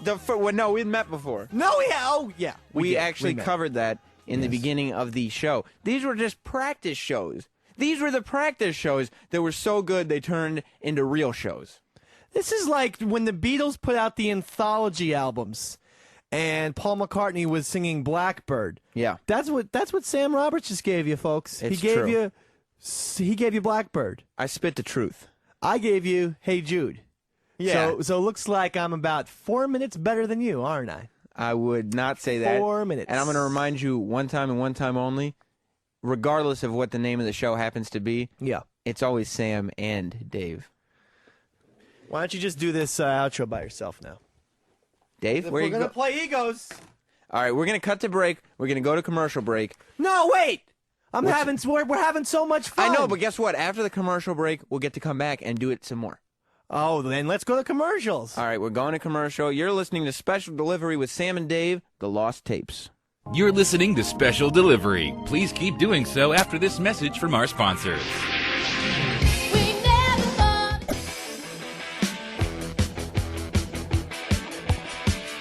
Oh, yeah.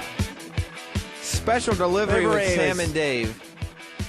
If you step on me coming back from break one more time, you're out. I'm having fun tonight, baby. It's Saturday. We're all having fun. It's Saturday night on the Saturday Night Virus. Special Delivery with Sam and Dave, giving you the people exactly what you've been clamoring for. Dave, I have never seen a show get this much hype that has never been on the air before. No, I mean, Titanic got a lot of hype. Yeah. That was a hell of a radio show. But the thing about it is, it ultimately, It was actually a boat first. sort of went downhill. Sam and Dave, never a radio the show. Special Delivery show, if that is the title, May not be, but we'll get into that. This is what people want to hear. They want to hear something fresh, something passion. We got to thank a lot of our friends for helping spread the word, and that's guys like Ron Bennington. Well, of course, Ron Bennington, Fez Whatley, Opie, Anthony, Jim Norton. But I'm talking about the people. Opie, Anthony, Jimmy. Yes, I'm talking about the guerrilla marketers. I'm talking about your Coke Logics, your Struff, your Zoll, Mikey Boy, Mooch, Casey Elon, whoever that is. I don't know, but I see her post all the time. All right, this isn't going to be the Fred from Brooklyn, let's name posters. I'm just saying, they've helped us a lot, Dave. All right, we did. Yeah, I know. They get the point. All right, fine. We're going to give them more material then. Material's what they want, baby. Do you believe after that first practice show, we didn't just go straight to, a daily morning show? I do believe it. Why, you didn't like it? No, I'm usually still drunk in the morning. Okay. So that's just my personal... Maybe afternoon drive is where we go. Oh, my God, that would be awesome. It would. But instead, why don't we play for the people the second practice show that we ever did, 2 of 2. What happened on this hour? Well, you know what we'll do? We'll go ahead and listen with the people, and that way you'll know.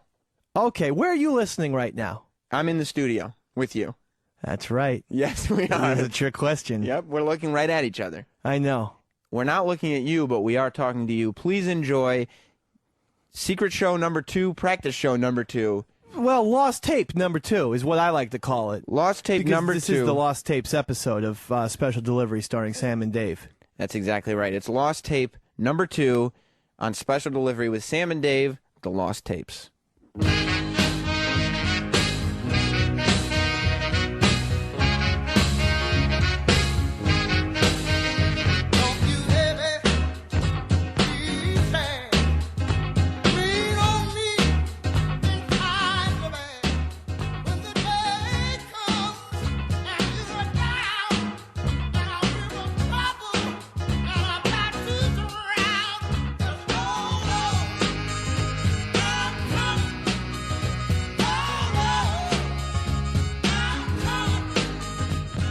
Well, live from the XM studios in New York City, it's Sam and Dave.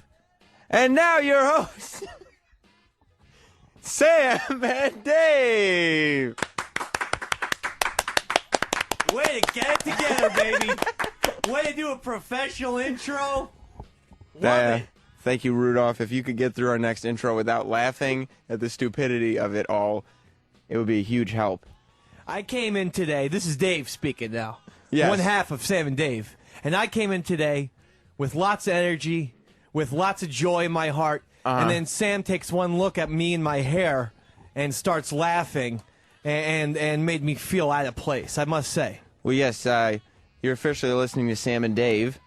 That's right. And Dave... They got it from the Rudolph guy. Right, well, They knew it. I don't know, but he started laughing halfway through. Right. But Dave showed up today, hair parted on the on the left side. Yeah, I don't know what that is. Well, the hair is parted on the left, but it's parted to go to the right. It's basically like a comb over, but you have all your hair. Yeah, right. And I don't know why you did it, but you did it. I just felt like mixing it up. I felt like Sam Roberts deserves someone who's a little bit more put together.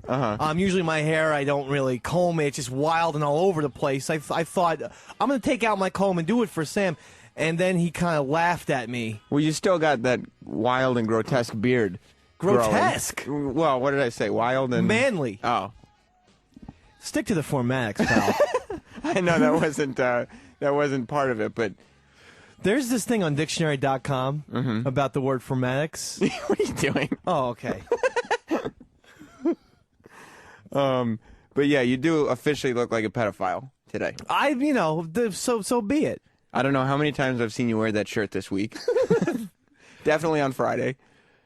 I'm just going with it. I'm not going to be changing. If I like a shirt and I say, wow, this shirt fits me well, it's just going to be worn 3 or 4 times that week.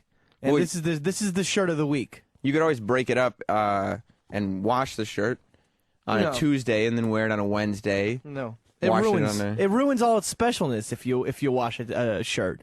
Oh, so it's kind of like your lucky shirt. And, yeah. And you don't want to wash off the magic. That's it. You know, this is Michael Keaton had his own shirt in Mr. Mom. That's you recall true. that movie? Yes, of course I do. It's one of Michael Keaton's finest works. And it's the same thing with me. You know, I'm just going to be wearing this shirt, having a good time. When did Michael Keaton become so famous? He seems like he did a bunch of bad movies. That's a great question. And then Batman, and then a bunch more bad movies. What? So when was his breakout role? Yeah, because Mr. Mom came out, and people were like, yeah, Michael Keaton. That's an excellent question. Let's put that to the callers. Well, wait, Dave, this is actually... Call in. I know that Rudolph... 866. No, there's no phone number. See, Hawa? Rudolph said live from. We're actually live to tape. Oh, boy. So there's not going to be any callers, but what me and you could do is discuss Michael Keaton amongst ourselves. I'm going to go and say Dream Team. Okay. That's the one. That's basically the really, really poor man's, dare I say, destitute man's One Flew Over the Cuckoo's Nest. Right. Where it's just him and Peter Boyle is involved somehow, and they go out to see a Yankees game. The mental patients get taken out to see a Yankees game, and I think that movie, although that could have come after Batman. You know, Sam, this is a great question. I don't know. Because I've never really heard a radio show that goes into Michael Keaton the way he should go into. Yeah, I mean, he was a big... And now you don't even see Michael Keaton. But when did it start? Well, he was on some sort of TV show for a while. I like when you answer your own questions. But when did it start? Well, I'll tell you. Well, let's see. We got the Michael Keaton IMDb open here. Right. That's the cheating website? Yes. I'm trying to think of it, off the top of my head. But here's the thing. You have no idea, so you're just kind of firing blanks. Well, I just gave you Mr. Mom. I gave you Dream Team. Well, don't really have much else. Yeah, I don't see. Have you ever the Tony Randall Show, Mary Tyler Moore Hour, Studs Lonigan? Studs Lonigan. That's a beer mascot. There's no such show as called Studs Lonigan. Well, there was Night Shift, and then Mr. Mom, and then Johnny Dangerously. All right, and that was the three-peat that probably really. That got him going. Well, then I'm going to go say Mr. Mom. It looks like, once again, Dave from Sam and Dave is the winner of this dispute. Well, there's no dispute. Yeah, there was. Okay. And I win because Mr. Mom was that was bigger than Night Shift. Night Shift was not good. No. And Johnny Dangerously, while kind of funny, to me that's a Joe Piscopo vehicle. Right. And I'm going to be controversial, and I'm going to say that Joe Piscopo stole the movie. Right before his whole steroids routine. That was the funniest thing he ever did. What, the steroids routine? Yeah. Yeah, that was great stuff. Great stuff. And then after Batman came Multiplicity. Because there was Batman, then there was a long time of nothing, then there was Multiplicity. Then, I mean... Really? What good movies has he made? I remember... Wait, what year was White Noise? Because... Oh, yeah, what a terrible movie that was. Horrible. That was in 2005. I went and saw that movie, and I thought it was kind of cool. I was like, oh, yeah, that's kind of creepy and everything. And then the end came, where it's just ghosts chasing him around in a warehouse. And I'm like, you've taken all reality out. Like, I remember my friend. I remember at that point there was a whole shitload of great movies. Like there was Mystic River, I think. And just there was awesome, great movies. And my friend's like, I'm thinking of going to the movies this weekend. I'm like, oh, what are you gonna see? He goes, White Noise. White Noise. Are you kidding me? Well, I mean, you have like 4 or 5. The Departed is out, or something is out. I don't know what. I did see all the other movies. I mean, I saw Mystic River and everything, but I was like, let's give White Noise a chance. It could be one of those creepy movies. Plus, I mean, Michael Keaton, in my head, I'm like, he's a pretty good actor. But it's just Batman and Mr. Mom. They should have renamed that Swan Song, because after White Noise, Mr. Keaton has dropped off the face of the map. Well, that's the thing. I think White Noise, everybody thought he had dropped off after he did Jack Frost. That was horrible. Jack Frost. And then they were like, all right, we're going to give him one more chance. White Noise is going to be the Michael Keaton comeback vehicle. And now I'm looking at this, and apparently ready for 2010 in pre-production, and this is just rumored. Hold on, let me guess. White Noise 2. No. Shit. Toy Story 3. So at least his voice talents are still being utilized. Yes, my next project is going to be with John Ratzenberger. It's Toy Story 3. When did he become the freaking the voice of Pixar? I don't He's in know. everything. He's in every cartoon. He was in Nemo, both Toy Stories. Personally, I think it's BS when actors do the voiceover stuff because the voice actors are like, what about me? What am I supposed to do? Right. If you could get Angelina Jolie in a cartoon, what's the guy whose whole job is just being in cartoons supposed to do? Nothing. No. I mean, that's a job I wish I could do. You What, know? cartoon voice? But just you do a can't voiceover. because Michael Keaton is doing it. And guys, you know what the single best Michael Keaton movie moment ever was? No. It was in Batman, Tell me. and it was when the Joker is in Bruce Wayne's apartment or Vicky Vale's apartment. I don't know. It's an apartment, and Bruce Wayne and Vicky Vale are there. I remember. And Bruce Wayne picks up a cane or a fire poker or something, and he goes, "You want to get nuts? Come on!" And then he smashes a sculpture and goes, "Let's get nuts!" And I was like, "What are you doing?"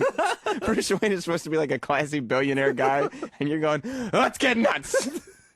And it was that he had clearly just watched a couple Nicholson films because he was doing an impersonation of Jack, but to Jack's face. The balls to sit there and do a Nicholson impression with Nicholson in front of you. And not just do an impression, to try and rip off his persona. Yes. While you're co-starring with said actor you're ripping off. It would be like if somebody came in here and they were like, "Guys, Sam, Dave, I know it's Sam and Dave. I'm good with that name, but I think I could get a shot. I want to be third mic." And we're like, "Okay, let's do it." And they came in here and they were like, "Okay, here's what I'm going to do. Yeah. I'm going to punch myself in the balls." And then they just hit themselves in the nuts and started high-pitched screaming. Yeah. He's standing right there. I would say this if that happened. Yeah. You, sir, are a genius. Can I hear more? But how are you going to steal someone's technique? I think that's what it was, too. You're right. It wasn't an impression. He was just thieving. Well, I love this topic. Yeah. Can we? How many people? What actor do you think has been ripped off the most? Because you just said Michael Keaton. Christian Slater, remember, that was the big. I mean, this isn't breaking news that Christian Slater always used to get destroyed in the media for ripping off Jack. Even in Robin Hood, he was like, "Robin Hood, let me get you something." And he'd slick his hair back like Jack Nicholson and squint his eyes a little bit and It was everything. awful. I mean, a lot of people rip, because I actually truly believe this in a weird comedic way. Jack Black sometimes, to me, does like a little bit of a Nicholson. I know that's Really? that seems strange. His eyebrows and the way he looks at people from the top of his eyeballs. You notice that Jack does that. Yeah. He never just it's like he has a horrible hunchback from Notre Dame neck. He doesn't just stand there and look at you. It's always like looking at you head down He's to the looking floor. down and looking at you like. And Jack Black does that all the time. Watch Jack Black. Why? So you think actors nowadays are mainly ripping off Jack Nicholson? I guess I wanted to see if we could come up with any other names of people that. But no, it's just Jack Nicholson. Well, I don't know. For a long time, I thought that Anthony LaPaglia guy was just doing a fourth-rate De Niro. Yeah. De Niro and Pacino both get ripped off all the time too. And you know what? It's people who have those like characteristic styles of acting, like Pacino, De Niro, Nicholson. They're as good as they are basically the same in every movie. Yeah. Well, Al used to be an actor. You're right. There was a time. Let me tell you. Let me sit down and tell you. There was a time in my day when Al Pacino would act. It was a long time ago. Yes. Rent movie Serpico. And see. This is. I think that those actors. If that movie came out now, it would just be Pacino. Oh, Serpico! Serpico! Cop! You know what? Undercover cop! It's that rip-off thing. Actors see other actors ripping them off, and I think they just pay attention to it because now Al Pacino is just ripping himself off, De Niro is just ripping himself off, and Nicholson is they're just doing bad impressions of themselves. Christopher Walken. Yeah. He just goes into movies and does the Christopher Walken bit. That is so totally true now with Christopher Walken, that he has watched all of like the Jay Moore clips, or cartoons of the cartoon people now know the Christopher Walken persona. Yeah. He just watches that stuff and then does it. Like he watches a best of Christopher Walken on SNL DVD, and he's like, "Oh, that guy's funny. I'm going to start doing that." It's really weird. Like, you too you are an Academy Award winner. Yes. But it's weird because, like, Okay, Francis Ford Coppola, a lot of people think during the shooting of Apocalypse Now, he sort of lost his mind and never came back. And you could make an argument for that. Pacino, I think it happened to Pacino on the set of Dick Tracy, where when he became Big Boy, he never stopped. He has been Big Boy in every fucking movie since Dick Tracy. Just a shake it up. I wonder. That probably was Pacino's breaking moment. No, but something happened to him. I don't know if it was Warren Beatty or Madonna. I blame them both. Or that little annoying redheaded kid. But someone. When do we eat? When do we eat? When do we eat? What's wrong with you? I thought he was the coolest kid in the world when I was a kid. First of all, I was a Dick Tracy fanatic. Yeah. And I was like, number one, this kid is like rough and tough from the streets. Right. Number two, he gets to hang out with Dick Tracy all day long. I was like, that kid is beyond cool. Who was your favorite character in Dick Tracy? I liked the brow. Because he had the wrinkles in his forehead. Not the prune, not Mumbles. I loved Mumbles. Yeah. That was, what's his name? Dustin Hoffman. I never understood his gimmick at all. Like, wait, they're threatening him with water. What? I don't understand. So he just had a dry mouth? Like, what kind of supervillain is that? I guess because it's so hot under the light that he's not going to be able to withstand another moment of this life without a drink of water. But what? It's not even ice in the water. It didn't make sense. No. And it was like, was that because his mouth was screwed up? Like, it looked like Mumbles had a really bad cleft palate or something. Yeah. But they didn't tell it to. That was a bizarre move. I mean, I thought it looked cool, but I don't know. And they never really, it's like, okay, I guess ugly and retarded people just become criminals in this city. Because, like some of them, it's like, okay, I guess the prune is just wrinkly. That's a little hard to believe. Mumbles, that's fine. The brow's forehead does not look real. And then, but you start getting with, like, Little Face. We just got the massive head and the little... It's like, these are not people anymore. I know.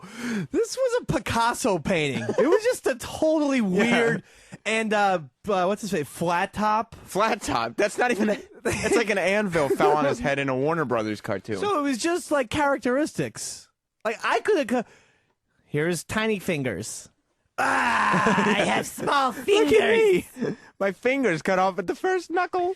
And I know people at home can't see this. No. But Sam is wearing the Dick Tracy colors today. Yellow sweatshirt, black T-shirt. A little yellow and black. Yellow and black attack. That's just to give our radio show, Sam and Dave show, some color. Well, yeah. And for those who are confused, it's not the Sam and Dave show.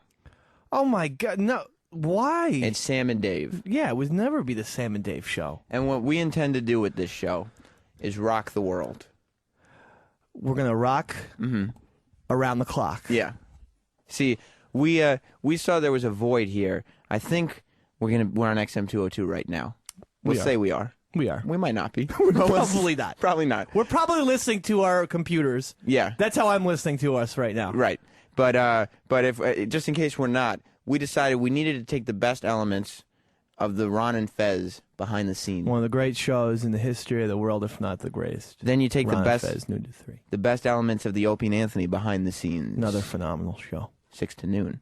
6 then you combine them for best of both worlds. Flintstones meets the Jetsons Super Show experience. That's right. And you're left with Sam and Dave. Flintstones meet the Jetsons. Yes. Like, we could call it the Fletsons. The Fletsons. We could call this the Fletsons show. Or Ginstones. Or Ginstones, but Sam and Dave is much more easy to remember. No, actually, I like Ginstones better. Well, we're going Ginstones. All right, I'm registering Ginstones.com right now just to make sure nobody grabs it. Ah, Ginstones show. All right, I'm going back to Sam and Dave, I think, because this Ginstones thing is just not working out for me. All right, Sam. But, Sam! Yes, Dave. How are you today? I'm good. How are you? Let's stay on topic. Which one?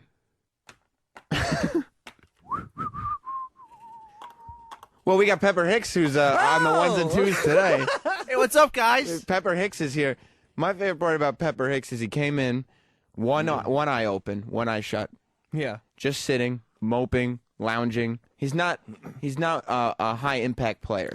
No, and it doesn't help when he drinks drank. Right. On my second can. It's going great. The first thing he did was just come in here, obviously looking for liquid because he was thirsty, whatever he could find, and he found Drank, the anti-energy drink. He said, "Well, Slows your roll, Sam. exactly, yes, it slows your roll." So he said, "I'm gonna start this show, full impact, high energy, by taking myself down a few notches and drinking what is basically cough syrup." Yeah, and he can't. He's having difficulty sitting up in his chair right now. I mean, it was the first time I've seen his back at a 90-degree angle all day is when he just sat up 10 seconds ago. But Drink's before kicking that, in.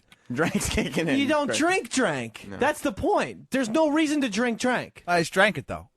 Oh, Jesus He's Christ. drunk. Apparently, Drank makes you a wise ass, too. And Pepper's bringing back the blue blockers. Single-handedly. Yeah. He reminds me of some sort of bizarre Star Wars character. Yeah. Let's You're speaking of awful. that, You're so terrible. that was a perfect You're so transition. terrible. Was that not a perfect transition? Maybe it would have been perfect if I had said, he looks like a bad Star Wars character, and you had said, but instead you did the old, I'm going to answer myself. Second and third mic is Eastside David McDonald. Second? How about first and third? Well, what am I then? Fourth? Oh, jeez. Well, congratulations, Pepper Hicks. You moved Hell up the yeah! ladder. No way. He's about eighth or ninth. Oh, so you're first, second, and third. Second base is left open right now. Okay. Okay. So you heard it here. If you want to be second base player for Sam and Dave, you can't call us, you can't email us. So just keep praying. Oh, we should invent an email. That would be awesome. We wouldn't have to invent it. Just That would- register. that I mean, would- it's been invented. That would seem so professional. Yeah. If we had an email. So listen, if you want to email us, ginstones@gmail.com. That's not. I'm not going to set that What? up. I won't set it up. I was thinking about registering a website domain, but I've really got to have more faith in the product before I put money behind it. You know. What is your lack of you don't believe in Sam and Dave? I need. This is the first show. I need something to really make me think. You know what? That is the wave of the future. Look at what we're doing right now. We're speaking into microphones. Right. But That's impressive. that is impressive, but it's only impressive because we've been hangers-honors Oh yeah. to other radio shows. We just hang on to other people's coattails. Well, and speak for yourself. I started my career as a DJ at 90.5 The Night. That's fine. I did work in Syracuse. You're still a Ron and Fez hanger-oner. No, that's very, very much true. I'm an Opie and Anthony hanger-oner. Yeah. And because of Pissants. piss ants. And That's because of that, accurate. we have ID cards that allow us to come into a radio studio whenever we want. It doesn't mean we're skilled that we get to talk into mics. We just have the cards. Oh boy. I don't know. I feel like there's some skill involved here. Maybe there is. I mean, after all, none of us drank. Pepper Hicks. Well, I think that shows a little bit of professionalism, if you ask me. Plus, we both have paper that's been written on in front of us. I mean, and your paper, the handwriting is so crazy. It's like as if a Star Wars character was writing it, like some sort of alien. Oh, man. Speaking of that. All right. Thanks, Pep. He's been in here for how long have we been on the air now? Well, I started the timer late, but I'll say about 15 minutes. Okay, 15 minutes, and that was the first song, Pepper. There aren't any Michael Keaton or Dick Tracy songs in Duet. Sorry, Yeah, and guys. there's no Batman song either. All right. See what I did there? There's I definitely a loved it. Batman song. I loved it. Anyway. Are you waiting for the music to stop? before you I like the song. it's What do you fair. want from me? John Williams, I appreciate the man. It's fair. Oh, man, it's so sweeping. Everyone sucks Yoda's cock. I'm sorry, but that's the case. All right, it's enough is enough. Well, I mean, he's kind of the wisest of the wise. Right. And then I was thinking about it like this. Empire Strikes Back. Yeah? He tells Luke Skywalker during training, when Luke says, "What's in that cave?" and Luke senses something bad's in that cave, and Yoda goes, "Your weapons.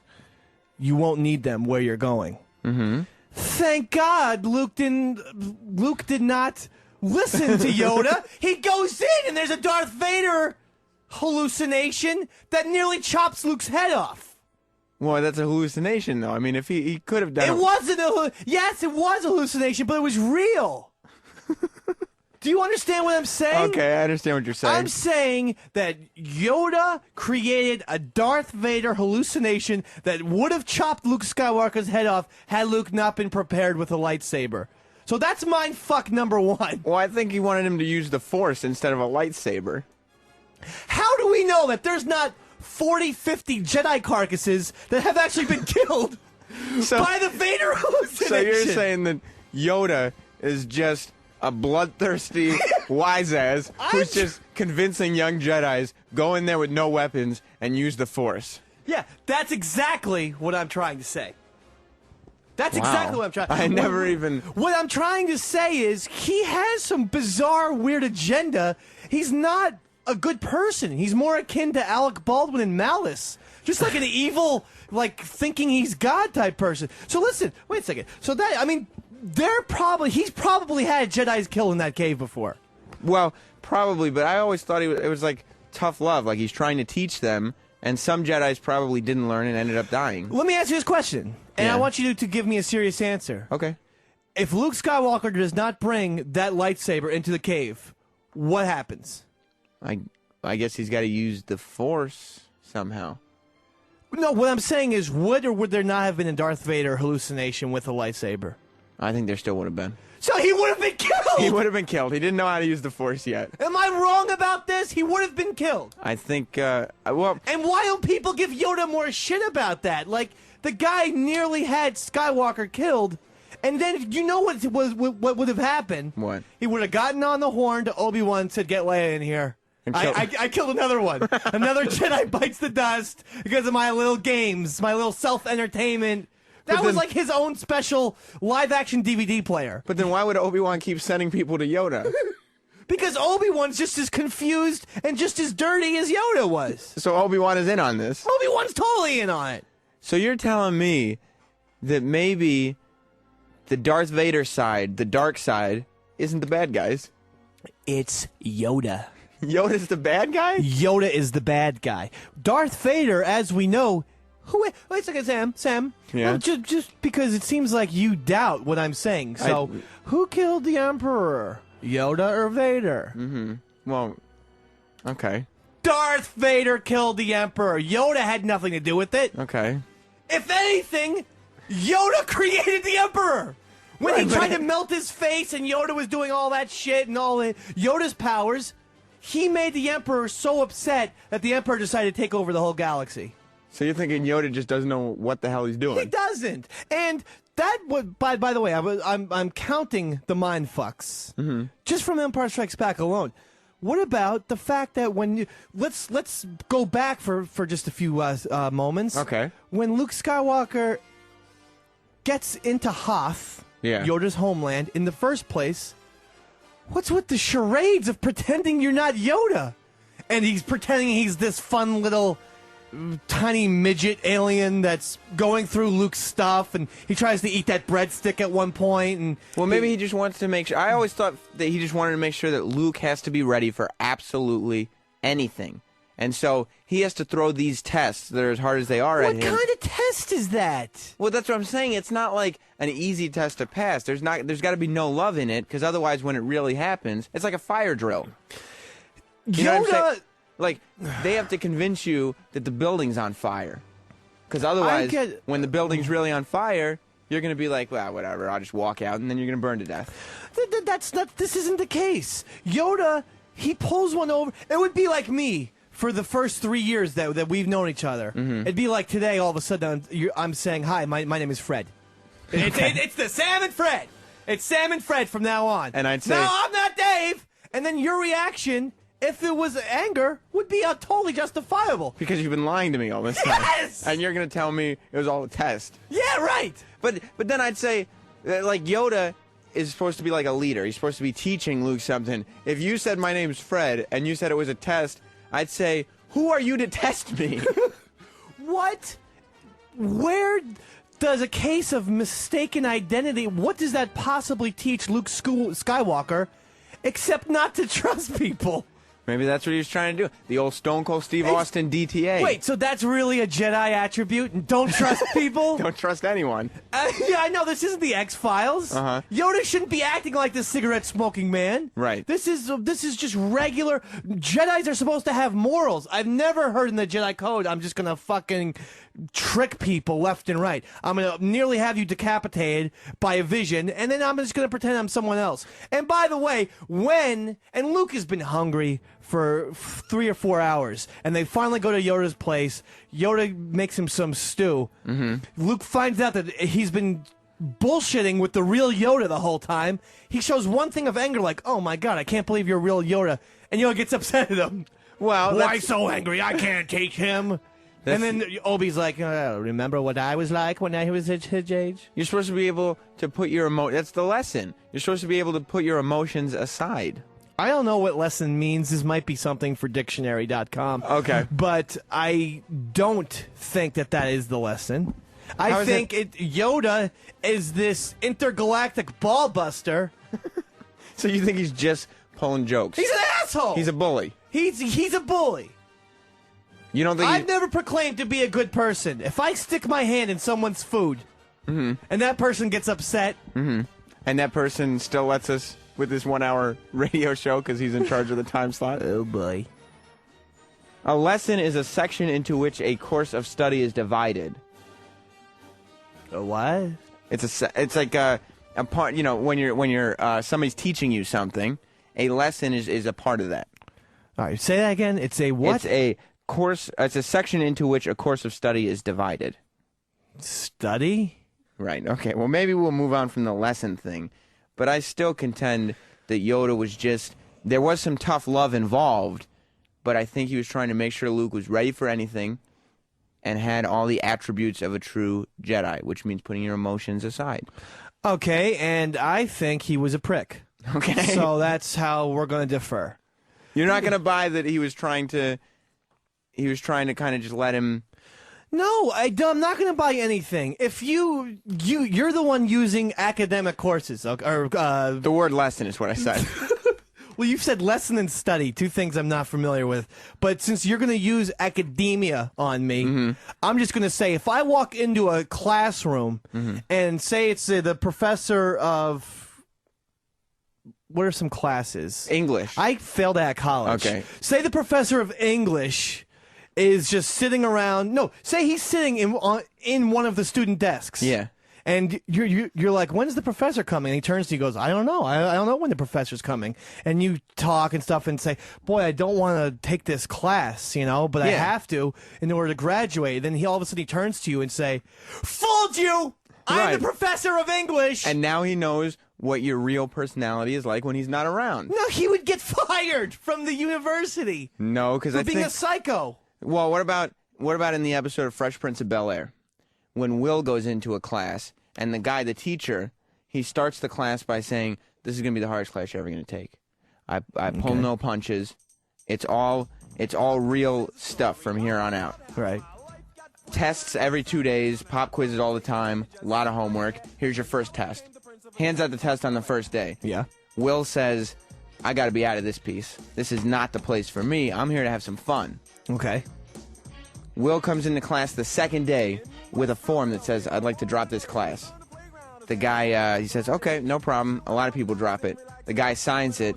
As Will is walking out, the guy says, "The thing that I'm going to teach you about reality is yesterday's reality is not necessarily today's." He rips up the test, starts doing Robin Williams impressions, says there's going to be no test, all this stuff. Will turns around and says, "But I want to be in your class now." And he says, "Not going to happen, son.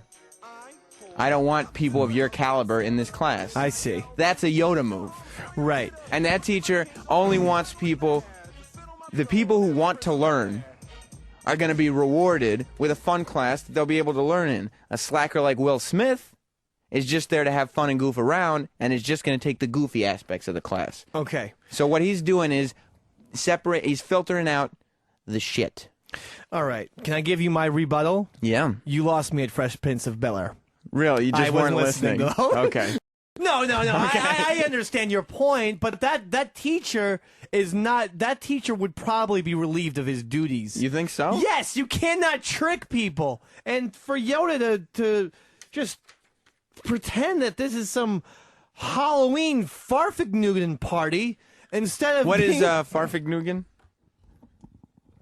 I'm pretty sure it's got something to do with parties. Yeah. And for him to just fake Skywalker out, it really rubbed me the wrong way. Well, Lastly, maybe we come from different styles of teaching. oh, we certainly do, my friend. I guess we do. That's what makes this Sam and Dave so great. The Sam and Dave experience, it's like you're coming at it from this end, but here comes Sam from the other end. It's a Right. clash of ideas, and it's when those two ideas clash and get together, the product that comes out of that is really something special for the listeners. Milk and vinegar, as the phrase goes. Right. Milk and vinegar. That's what we are. Milk? But we're going to ultimately taste good on a sandwich, except for the milk. Right, but yeah, you because don't wouldn't listen, Pepper. You don't want to pour milk on your sandwich. No, Gotcha. you're gonna end up with. I'll try. I'll do it right now. Don't do it. You're gonna end up with soggy tuna, and that's all you'll have. Does anybody want that? I don't. No. I was at. I like the convention circuit. I know you're talking about Star Wars. Yeah, this is good. This is all pertinent. Right. I know you're talking about Star Wars. A lot of the sci-fi kids like conventions. I like conventions myself. Do you? Yeah. I'd like to go to one with you. I was someday. actually, while I was there at the convention, I was thinking about how I would like to bring you to a convention and a video camera I'd love to go. and just put you online to meet celebrities and just record your interaction with them. Well, I love celebrities. Right. And Well- I love lines. Right, because I know when you're with Ron and Fez, you're not allowed to interact with any of the celebrity guests. No. And I said, I think that's a little, I don't know, I think that's a little silly. I don't think there's any reason for that. Until I saw you this past weekend. Right. You met Rob Bartlett for the first time. Yeah, big fan of his. And you gave him nightmares. What? Well, What happened? first of all, he knows you as Dave, the guy who shoves stuff in his ass. Is that how he knows me? Yes, that's This exactly. is- I said, this is Eastside Dave, and he said, oh, you mean like what's up Eastside Dave's ass? I said yes. That's what your reputation. That's the reputation you've built for yourself, first of all. Mr. Bartlett. And so every single time that you left his presence, Rob Bartlett, and you did it many times. He used this line many times because I think he was serious. Okay. Begging for Purell. Because he had shaken his hand and he begged for Purell. Now you're sitting there. Problem. You were drunk, obviously. Well, yes. I mean, it was either daylight or nighttime, so obviously you were drunk. Yeah, exactly. And you started shouting Dr. Phil impressions at him. Right. Then you started Because telling him. doesn't he does a Dr. Phil impression? Yes. Yeah. Then you started telling him that John Belushi and Will Ferrell, not Ferrell, Ferrell, can suck his dick because everyone else is terrible. It's all about Rob Bartlett. Then you started telling him. What's wrong? Wait a second. What is wrong with all of this? This is appreciation. Then you started sitting very close to him and explaining to him What? that as a child, you used to use your tape recorder to go through the IMUS program and make Rob Bartlett mixtapes. I used to do that, yeah. And anytime he wasn't talking to you, you would stare at him with the widest eyes I've ever seen, a big dopey smile, and not blinking. And he would just try to pretend he didn't notice you the whole time. What? So, I mean, why is he upset about this behavior? I mean, he knows he's got a fan. Yeah. Well, you were creepy, very creepy. And Really? Actually, the first time you left to go smoke, he leaned into me and said, "So is he insane or just retarded?" So I said, I said, he's absolutely insane, but I think he was born like one step away from retardation, legitimately. Listen, I think I was born a very, very bright baby. And then what happened? I fell into a lake. Okay. At one point, it turned blue. I drank poison. I fell down the stairs and probably am the first human to have a recorded concussion at 2 years old. You had a concussion at 2? If you have Troy Aikman type concussions when you're 2, So you had the Chris Benoit brain at 4 years old. absolutely. Wow. And, yeah, that hurt. I don't know. I thought I was being nice to Rob Bartlett. And that's the problem. See, I'm not. That you thought you were being nice. I know. I'm not sure exactly how to interact with celebrities. Like, I think, like, am I supposed to just pretend they're not a celebrity? I think that's even more rude. Well, what you could do is shake their hand and just like a human being explain your appreciation for their work. And realize as you're looking at them... They have so many people to do that. But realize as you're looking at them eye to eye, they're also, even though they're a celebrity, they're a human being. Yeah. They're a person. So when they're not. Yes, they're better than us. They are better than us. They're celebrities. But they go home and go to sleep, and they eat lunch, and they Bullshit. get dressed, and they wake up in the morning. They don't do any of those things. What do they do? They live in a little celebrity cocoon shell. And they're just on all the time. Rob Bartlett just trying to come and just be a person and just relax. And he's probably thinking, it'd be nice to just go hang out with some of those guys just like for a little while and just be a regular guy. Like kind of make some jokes, go back and forth, and nobody is sitting there going, "Oh, you're Rob Bartlett, you're Rob." Because that's what he gets all the time. People staring at him. Yeah. Like celebrities all the time get people staring at them, asking them terrible questions, and making assholes of themselves. Mm-hmm. I think that a lot of celebrities probably go to things like will probably go and meet up with people like us because they think, oh, these guys work somewhat. Believe it or not, you work in show business. No, I doubt that very severely. No, I know what you do for a living. No, you don't. You're a producer for a radio show. You work in the business. So he's thinking, I could hang out with some guys, we could throw some jokes back and forth and just have a chill night. And instead he gets there and you're there. Fanboy number one. Like he really, that's what he wants. That's what I would want. If you were a celebrity, you'd want every moment of the day for there to be some fanboy around following you around doing terrible impressions. What was wrong with my impressions? Then you started doing a Roddy Piper impression, standing up, shouting, and throwing cutlery around. It made everyone very uncomfortable. Well, listen, Piper was a very animated guy. That's true. If he had cutlery, he would be throwing it. But he was Piper. You're not. You're just pretending to be Piper. I wanted to do the impersonation well. I'm not saying it was bad.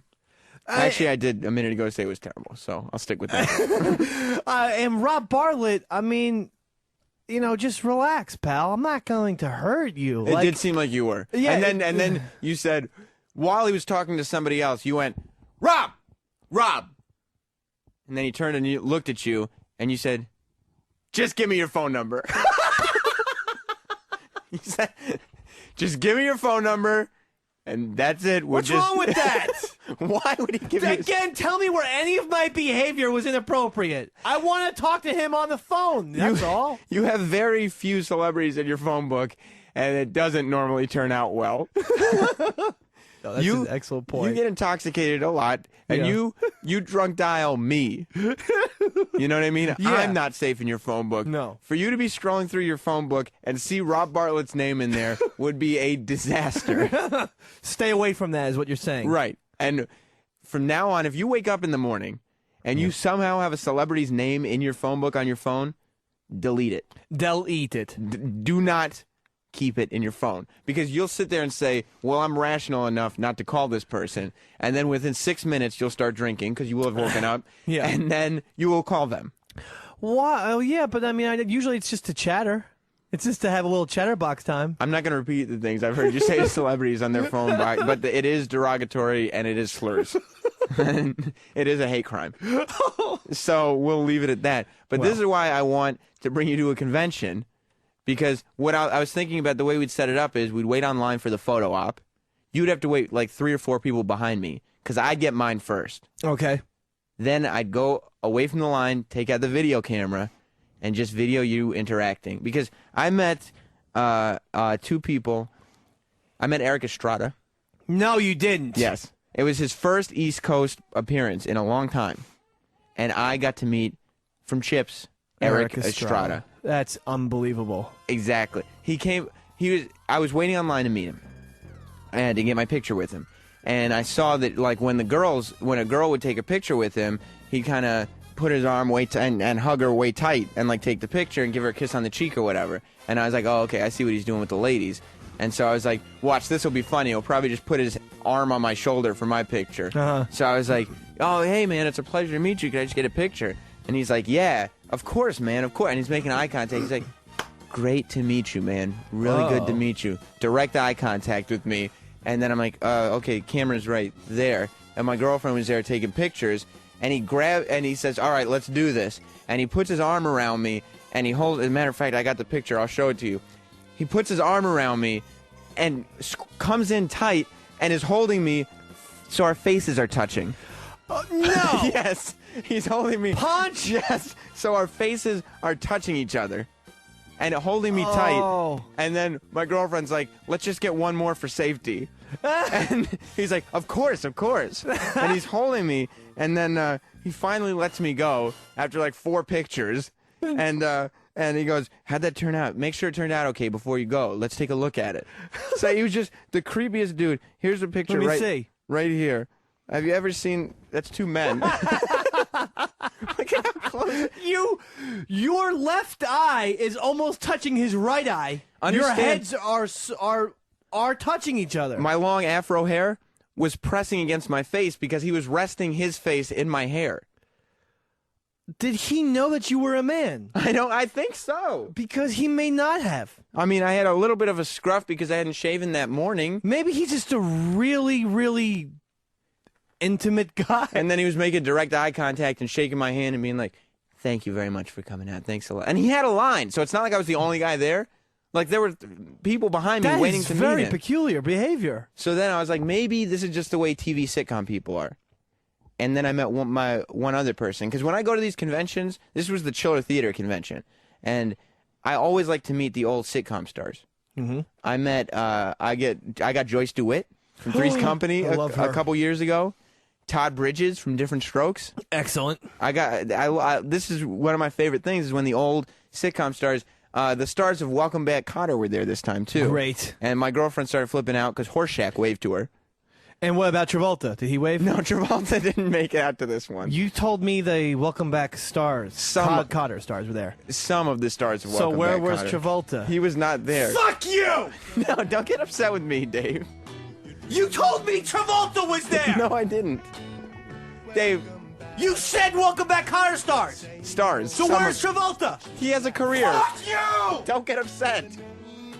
Don't get upset, Dave. There were a He's lot so of people. Travolta's not a star in your eyes? No, some of the stars were there. Wait, what about Travolta? He was not there. Don't get so upset. He has a career. That's why he wasn't there. He's doing movies. He's filming Battlefield Earth 2. How about Kelly Preston, the gorgeous Kelly Preston? No, she wasn't there either. But you know who I did get to meet? Oh. Wait, hold on. Let me guess. Okay. Boomer Esiason. No, he wasn't there. Greg Brady.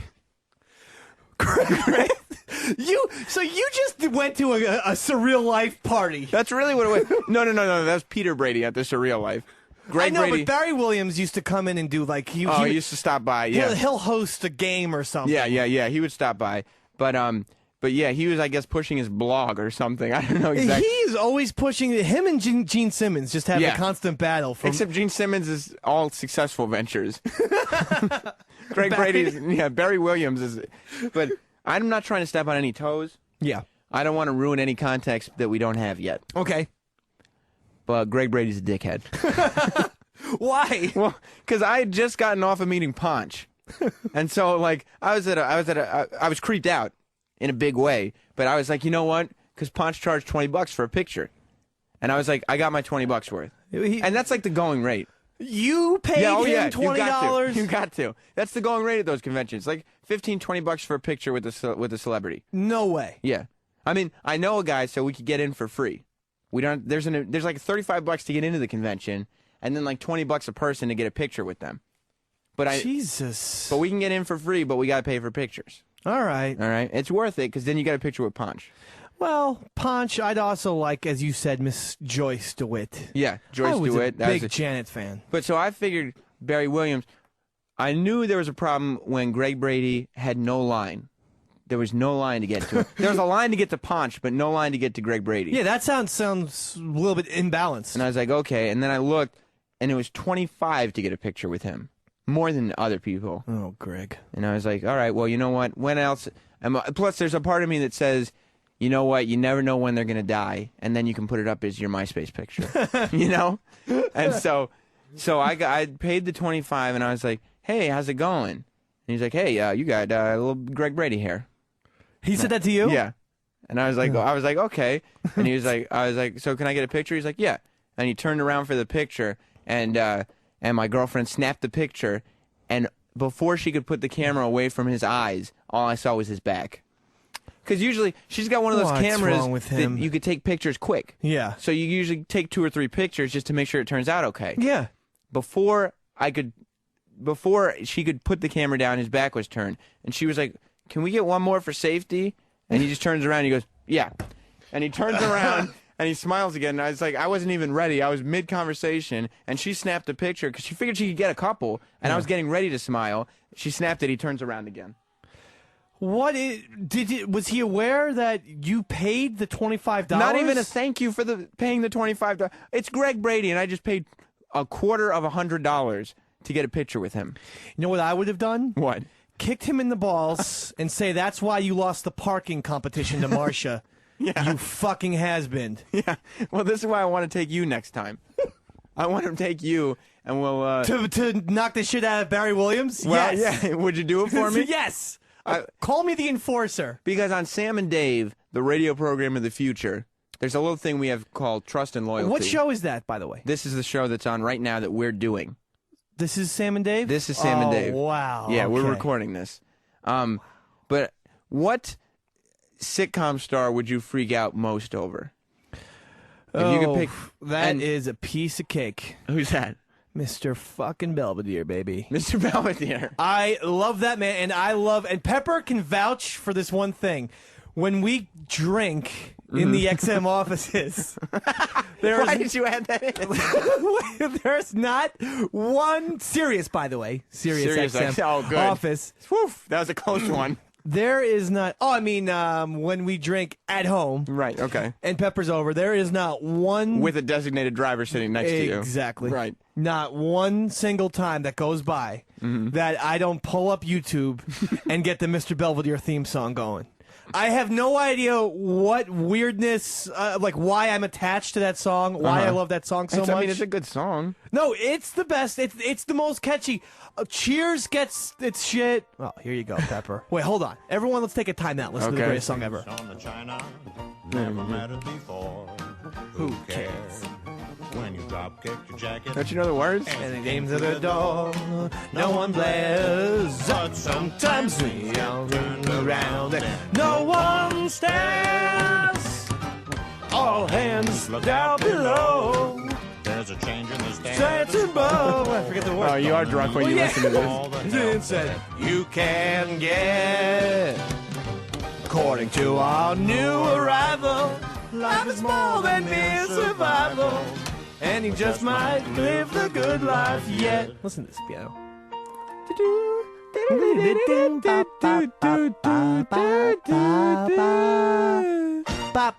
Now, if he didn't have his mustache, would you still pay the $20? Excellent question. Yes, I would, because I could always draw the mustache, or people are great with photoshopping these days. You'd Photoshop the mustache on? You definitely would, wouldn't you? Yes, I would. I was thinking, I was like, one of the key things to this is it's great to be an old sitcom star to get a picture with them because it's somebody you grew up with. But they have to still have a resemblance. Yeah. Like, a lot of the child sitcom stars will go, and you're like, I don't even know who you are. Yeah. The Dennis the Menace guy I just saw recently on the AOL, like, look what Dennis looks like now. That little feature TMZ that they thing. have. Yeah, yeah. And there's no Dennis the Menace there. Right. That's not the same person. Or like some people, they just don't, like, it has to be like Todd Bridges, because Different Strokes ran so long, he was far past puberty by the time that show was canceled. So he looked like his adult self. Yeah. Gary Coleman, I would love to meet him because he still looks like a little kid. Still small. Right. Still. Very, very tiny. And, Conrad Baines, that's his name, right? Yeah. Yeah.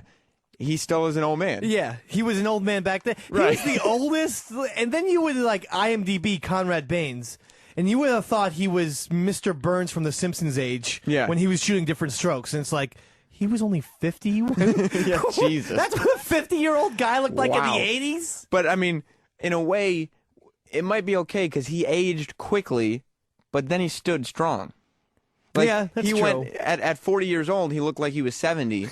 But at 70, he still looked like 70. You know what I Right. mean? So you Yeah. still, And so you're like, that's not wow, that bad. wow, Conrad looks great. But I don't know who would be my fantasy. I got Mr. Belding. You got Mr. Belding. Yeah. Yeah. No, that's some good stuff. there. Mr. Belding. He has a giant head now. Yeah, He's gained a lot of weight. Yeah, I saw he. Do you know what he does with his off time? What? He goes to tapings of American Idol, because I watch American Idol, and he's not even like in the front row because who the shit cares about Mr. Belding anymore? He doesn't know anybody. But if you watch American Idol, 1 or 2 episodes a year, he's sitting like in the 5th row Why? behind Simon Cowell, and you're like, oh, there's Mr. Belding. That's Mr. Belding and me. That's the picture. Yeah, he just is a huge. He's more Gandolfini-ish now Yeah. than Mr. Belding. You can only kind of tell that it's Mr. Belding. He barely makes the cut.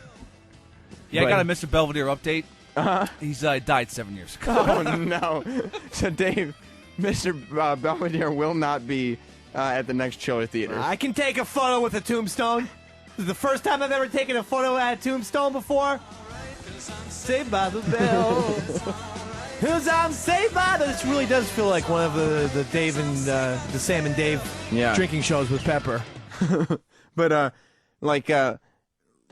Jessie Spano doesn't look like Jessie Spano Wait, anymore. who's Jessie Spano? She was Elizabeth Berkley from Showgirls. Oh, right.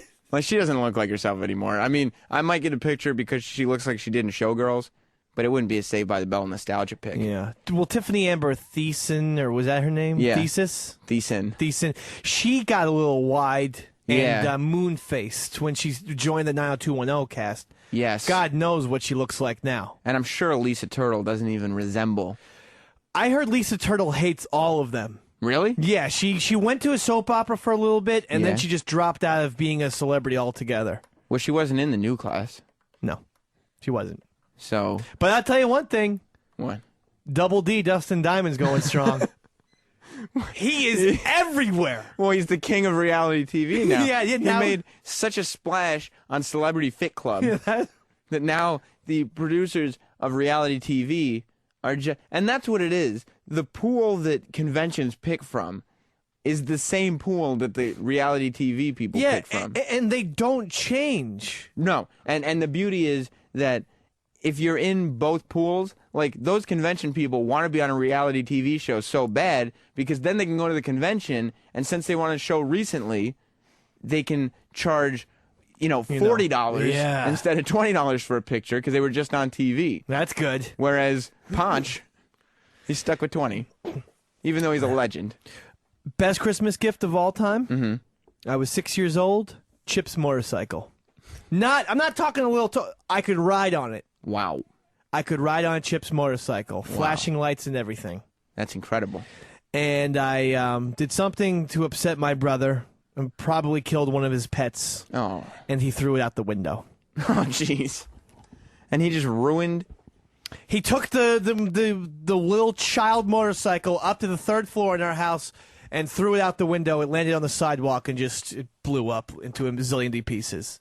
That's awful, because you're not going to get that motorcycle back. No, but and if I could, I would ride it to this day. How big was it? No, 2 feet long or something. Okay, so the knees would be up high, but you'd still be riding it. Yeah, I mean, I would go 3 miles an hour. Mm-hmm. Don't care. No, was it like a Power Wheels thing or a pedal thing? No, it was like I forget how it worked. I think if I put my foot down, So it was like it Power would Wheels. ride. Yeah, I always wanted Power Wheels and never got one. you didn't? No, I never had Power Wheels. Wow. I had all sorts of Power Wheels. That's why I drive a Jeep Wrangler now. I like to pretend I'm in Power Wheels. But yeah, the reality TV shows are all sort of, if you're good on one reality TV show, they're just like, whoa, Screech was good on that one. Let's get him on. He was on Surreal Life, right? If not, he certainly was on. I mean, as you mentioned, the Fit Club. Yeah. He also did the celebrity boxing. Oh yeah, he did celebrity, and now he's doing Hulk Hogan's celebrity wrestling. Hulk Hogan's celebrity wrestling, along with every other person that's been on every reality TV show. Trishelle from The Real World. Danny Bonaducci. And Dennis Rodman is now trying to make a big comeback. Rodman's on it. But he wrestled. Yeah, he I wrestled in WCW. Right. How can he be like, we're going to teach these novice celebrities how to wrestle? Here's former wrestler Dennis Rodman. He's better. Rodman probably wrestled better than Nasty Boy Brian Knobbs did. And here's a new cast member for Hulk Hogan Celebrity Wrestling, Randy Savage. Yeah. Look at this.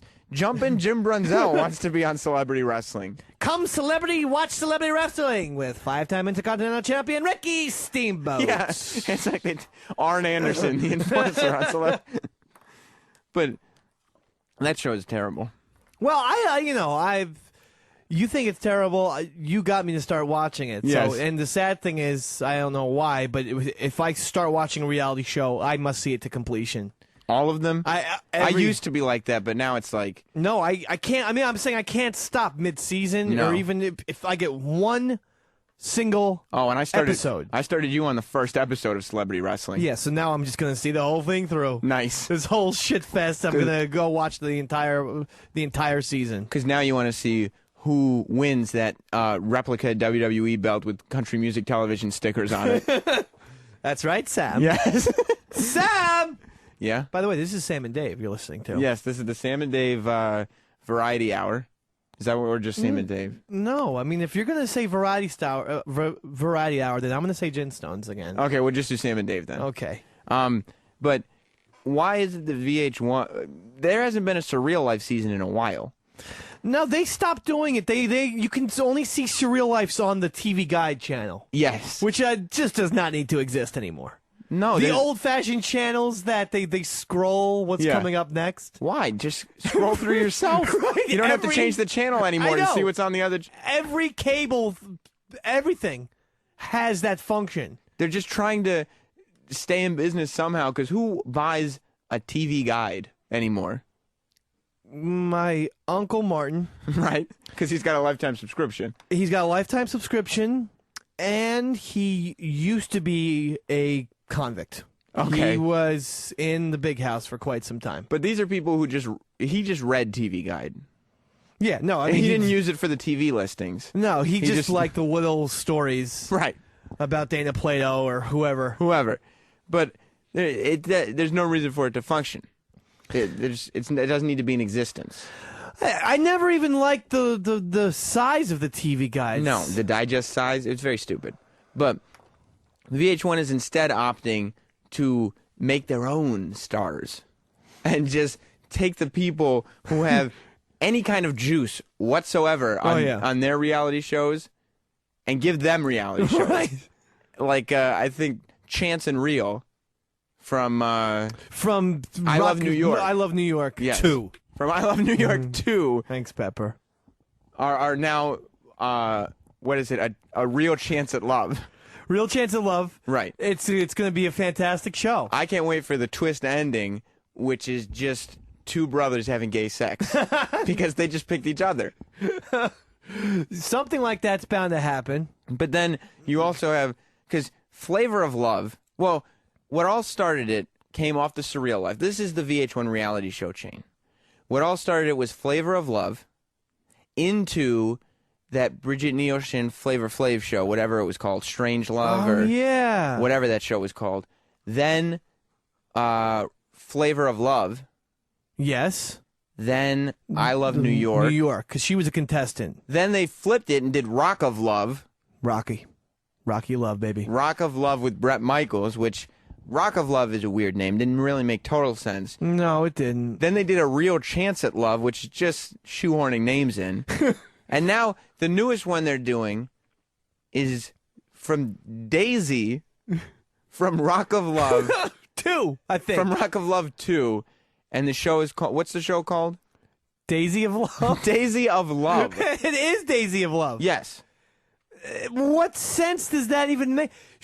I was thinking a better title would be She Loves Me, She Loves Me Not. Because like a daisy, like a person pulling the petals off a daisy. Exactly. She loves me, she loves me not. See, that's just me thinking. I like it. And by the way, because they were so obviously setting this up, I'm pretty sure that eventually we'll see a Mr. Boston. Oh, of course. They love Mr. Boston. They love him. Oh, yeah, because then they got all the contestants that were at all famous and started doing I Love Money. Yes. Because they didn't have anybody strong enough to carry the show, but they wanted to do something else with these idiots. Yeah, and at the reunion, the guy's like, you know what should be cool is if we took Mr. Boston and made him travel America. Yeah. And going to different bars, trying to hook up with chicks. Would you guys watch that show? And you're like, okay. All right, we know that's what's the coming. Show. And then didn't the Tila Tequila Italian guy have his own show? Yes. Now, I've never watched any of the Tila Tequilas. You know, there's something about it. When MTV does it, it's not watchable. No. When VH1 does it, it's must-watch television. Tila Tequila's, though, was Shot of Love. A shot at love. Because her name's Good. Tequila. And she takes shots. Yeah. She drinks alcohol. Which should have been, I think, a shot at love. What the hell is this? Should have been the East Side Dave story. What's what? What is this? It's the outro music. We're done with an hour? I'm not kidding, Dave. Did you have fun? I'm going to miss all you guys so much. Well, we'll do it again sometime. Everyone, thank you for calling in. No, there were no phone calls. This was pre-recorded. There what? There were no phone. You have no. I forgot. The alcohol has destroyed all short-term memory. But there were no phone calls. My short-term memory is fine. Remember when we were talking about Star Wars? No. Okay. Thank you, everybody, for calling in. Sam and Dave. No, nobody called in. Sitcom stars that you'd like to meet? John Ritter. Remember when we were talking about those VH1 shows? Something. Yes. Do you? No. Well, thank you for listening to Sam and Dave. We should do it again sometime, Dave. I think this has been a wild success of proportions that no one has seen. I mean, it's success after success. It's starting to get a little bit crazy when you think of how many shows, how many hours we're putting back to back consecutively. We're like Joe DiMaggio. P. Hickety gave us a thumbs up. Pepper Hicks, that's what I call him. Pep? You guys want some drink? All right, thank you, Pepper. Thank you, everybody, for listening to Sam and Dave. And Dave, most of all, thank you. Thank you, Sam. Sam! What a great show that was. A second great practice show. Dave, you were laughing. Still laughing at that thing you said. And here's the thing. I hope you're recording this on whatever XM or Sirius radio you have, because you were laughing so hard, you missed some of the jokes. You were laughing so hard at some of the jokes, you missed some of the other jokes. That was so funny when you said that one thing about the guy. And and what happened to him? Holy cow. Hey, folks, let's get serious. This is Special Delivery with Sam and Dave. You're not going to hear any better radio. No, never, ever. As a matter of fact, you know where you're not going to hear laughs like that? On the Bordop and His Unknown Friend show that actually aired before us today. Whoever do you mean by that, Sam? CT and Jism, of course. Oh, I hear they're very cummy. There's a shot. There's a barb at them. I hear they're real semen-ish. That's right. And that's a good spot to go into another commercial break, I think. Folks, you're having a good time. We're having a good time. It's Saturday night. Let's boogie. Let's keep it right here with more Special Delivery and Sam and Dave. Sam, you take it away. Well, I would have let it go to break after that, but you're listening to the Special Delivery show, The Lost Tapes, with Sam and Dave. Wait. The excitement and adventure continues. Keep listening to Special Delivery with Sam and Dave.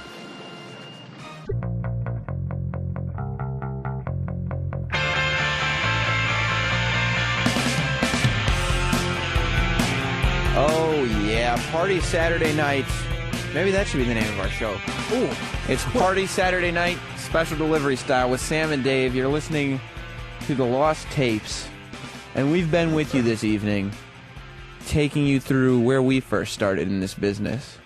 Well, now, a lot of shows will play their first tapes and kind of goof on them and be like, yeah, this is what we were, but look at us now. Instead, we'll play them and say, look at how great we already are. Yeah, I mean, we look at them and say, if we were this brilliant as babes in the woods, what happens when we become bears in the woods? Babes to bears. That definitely works. And the answer is we become a lot furrier. That's right. Because you know why? We change into bears. Winters get cold, my friend. You gotta have something to warm you up. You know what I'm saying? I know what you're saying. How much prep did we do for those first couple shows? Let's see. 0. And how good were they? 100. Now, I don't mean to toot my own horn, but 100. On a scale of 1 to 107, we were 100. Jesus, so not only were we awesome, Yeah. but there's even a little room to improve. Well, that's why, we were appealing to the men in the brass. Yeah. Listen, if you want this magic to continue day in, day out, you can give Special Delivery with Sam and Dave a shot if you'd like. If you'd like. We're not calling for that. We were thanking people for putting us on the air, but what I'd like to do is thank Ron. people for Fez. teaching us what we know about radio, and that's Greg Opie Hughes. Yeah. That's Anthony. Anthony, yeah. Jim Norton. Jim. Ron Bennington. Ron. And the Fez master. Watley. And Fez. And another master. Pepper Hicks, who's taught me. I don't want. No. I don't want to thank him. He's taught me a lot. Well, like what, Sam? How to roll a cigarette, Oh, you've gotten which was, I mean, you can get them so tight. Pepper. Sam's only like 8 years old. I'm 25.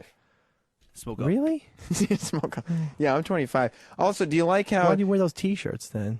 I don't know, NY sweatshirt for the last week. It's Saturday, for God's sake. You were wearing that on Monday. For the 100th time, I'm changing the T-shirt underneath. We're not here to do Ron and Fez bits. We're here to say, I think it's amazing that a show like Special Delivery has brought together what were once bitter rivals on previous shows with High Society's Pepper Hicks and myself. Yeah. We're now partners.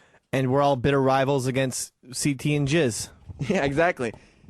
Now we'd like to start our new segment on the show. Oh, what's that, Sam? Science! Science? Why would anybody talk about science on this channel? Well, because they can. CT and Jism do. That's what I'm getting at. I know you haven't heard their show. I don't know. No, but I listened to a little bit on the way home. Not good. So you were talking about porn. Oh, well, I was just mentioning this to you off the air. Well, we got to do something. The mics are in front of us. All right, listen.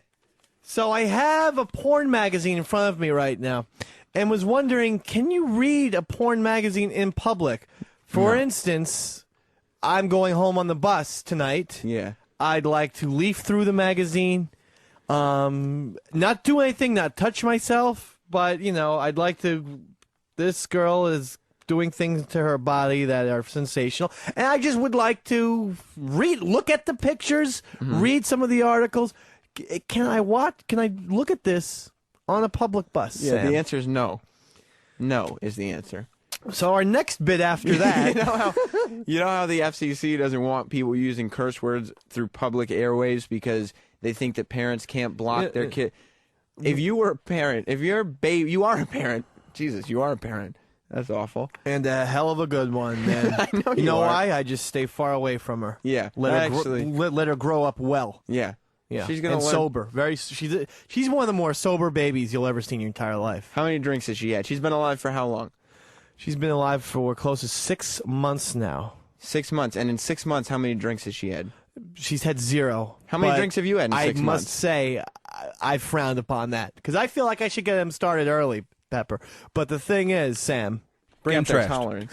Get them Smoke but up. my wife won't let me, and that's why she's the better parent. And that's why I say, listen, you guys do your thing so I can play Wii Star Wars because that game just came out. As a parent, what would you Awesome. think if you were on the bus and somebody had a pornography magazine? And I said as a parent, not as a man who would now look over all right. his shoulder. Okay, here's the thing. If I'm on a bus and some guy is talking to his friend about fucking, for instance, okay? About fucking hard and Yeah. sucking and fucking. I understand it's satellite, but you're taking Whoa. advantage. I know, I just started to lose track there. Anyway, if a guy's cursing up a storm, I'm going to, not be happy with it, but it's not illegal. I And didn't I would say think it was illegal. I said it was good manners. Well, the fuck manners. I'm saying, is it illegal? Could I go on the bus and look at a pornographic magazine and it be perfectly legal? That's what I'd like to know. Because obviously, here's the thing. Obviously, you can't strip. Yeah. As No, a human being. That's obvious. Okay. You can't. Public indecency is what Yeah, that's you can't called. show your private parts in public. Right. So would private parts on the printed page also be illegal? That's what I'm asking. Because I thought you were just asking if it was okay, and the answer is no, it's not okay. But is it legal? That's an intriguing question, because my first instinct is no. But then when I think about it, it absolutely should be. Right, well, that's what I'd like to know, because I don't want to get arrested on the bus. This is a very personal issue for me. I want to look at this hustler that, by the way, I steal every week. Every Thursday, you guys get a new shipment in the Opie and Anthony office, and Little Davy Fun Fingers goes around. Why would we get a weekly shipment of a monthly magazine?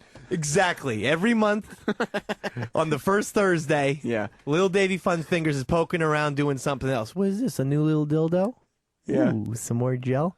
But look, we're not here to work dirty. We're talking about sex right now, but the thing is, can you look at it? I say you can, because it's a magazine. Mm-hmm. It's sold on the newspaper stand. Yeah, but it's usually in a plastic bag, or it's in the back.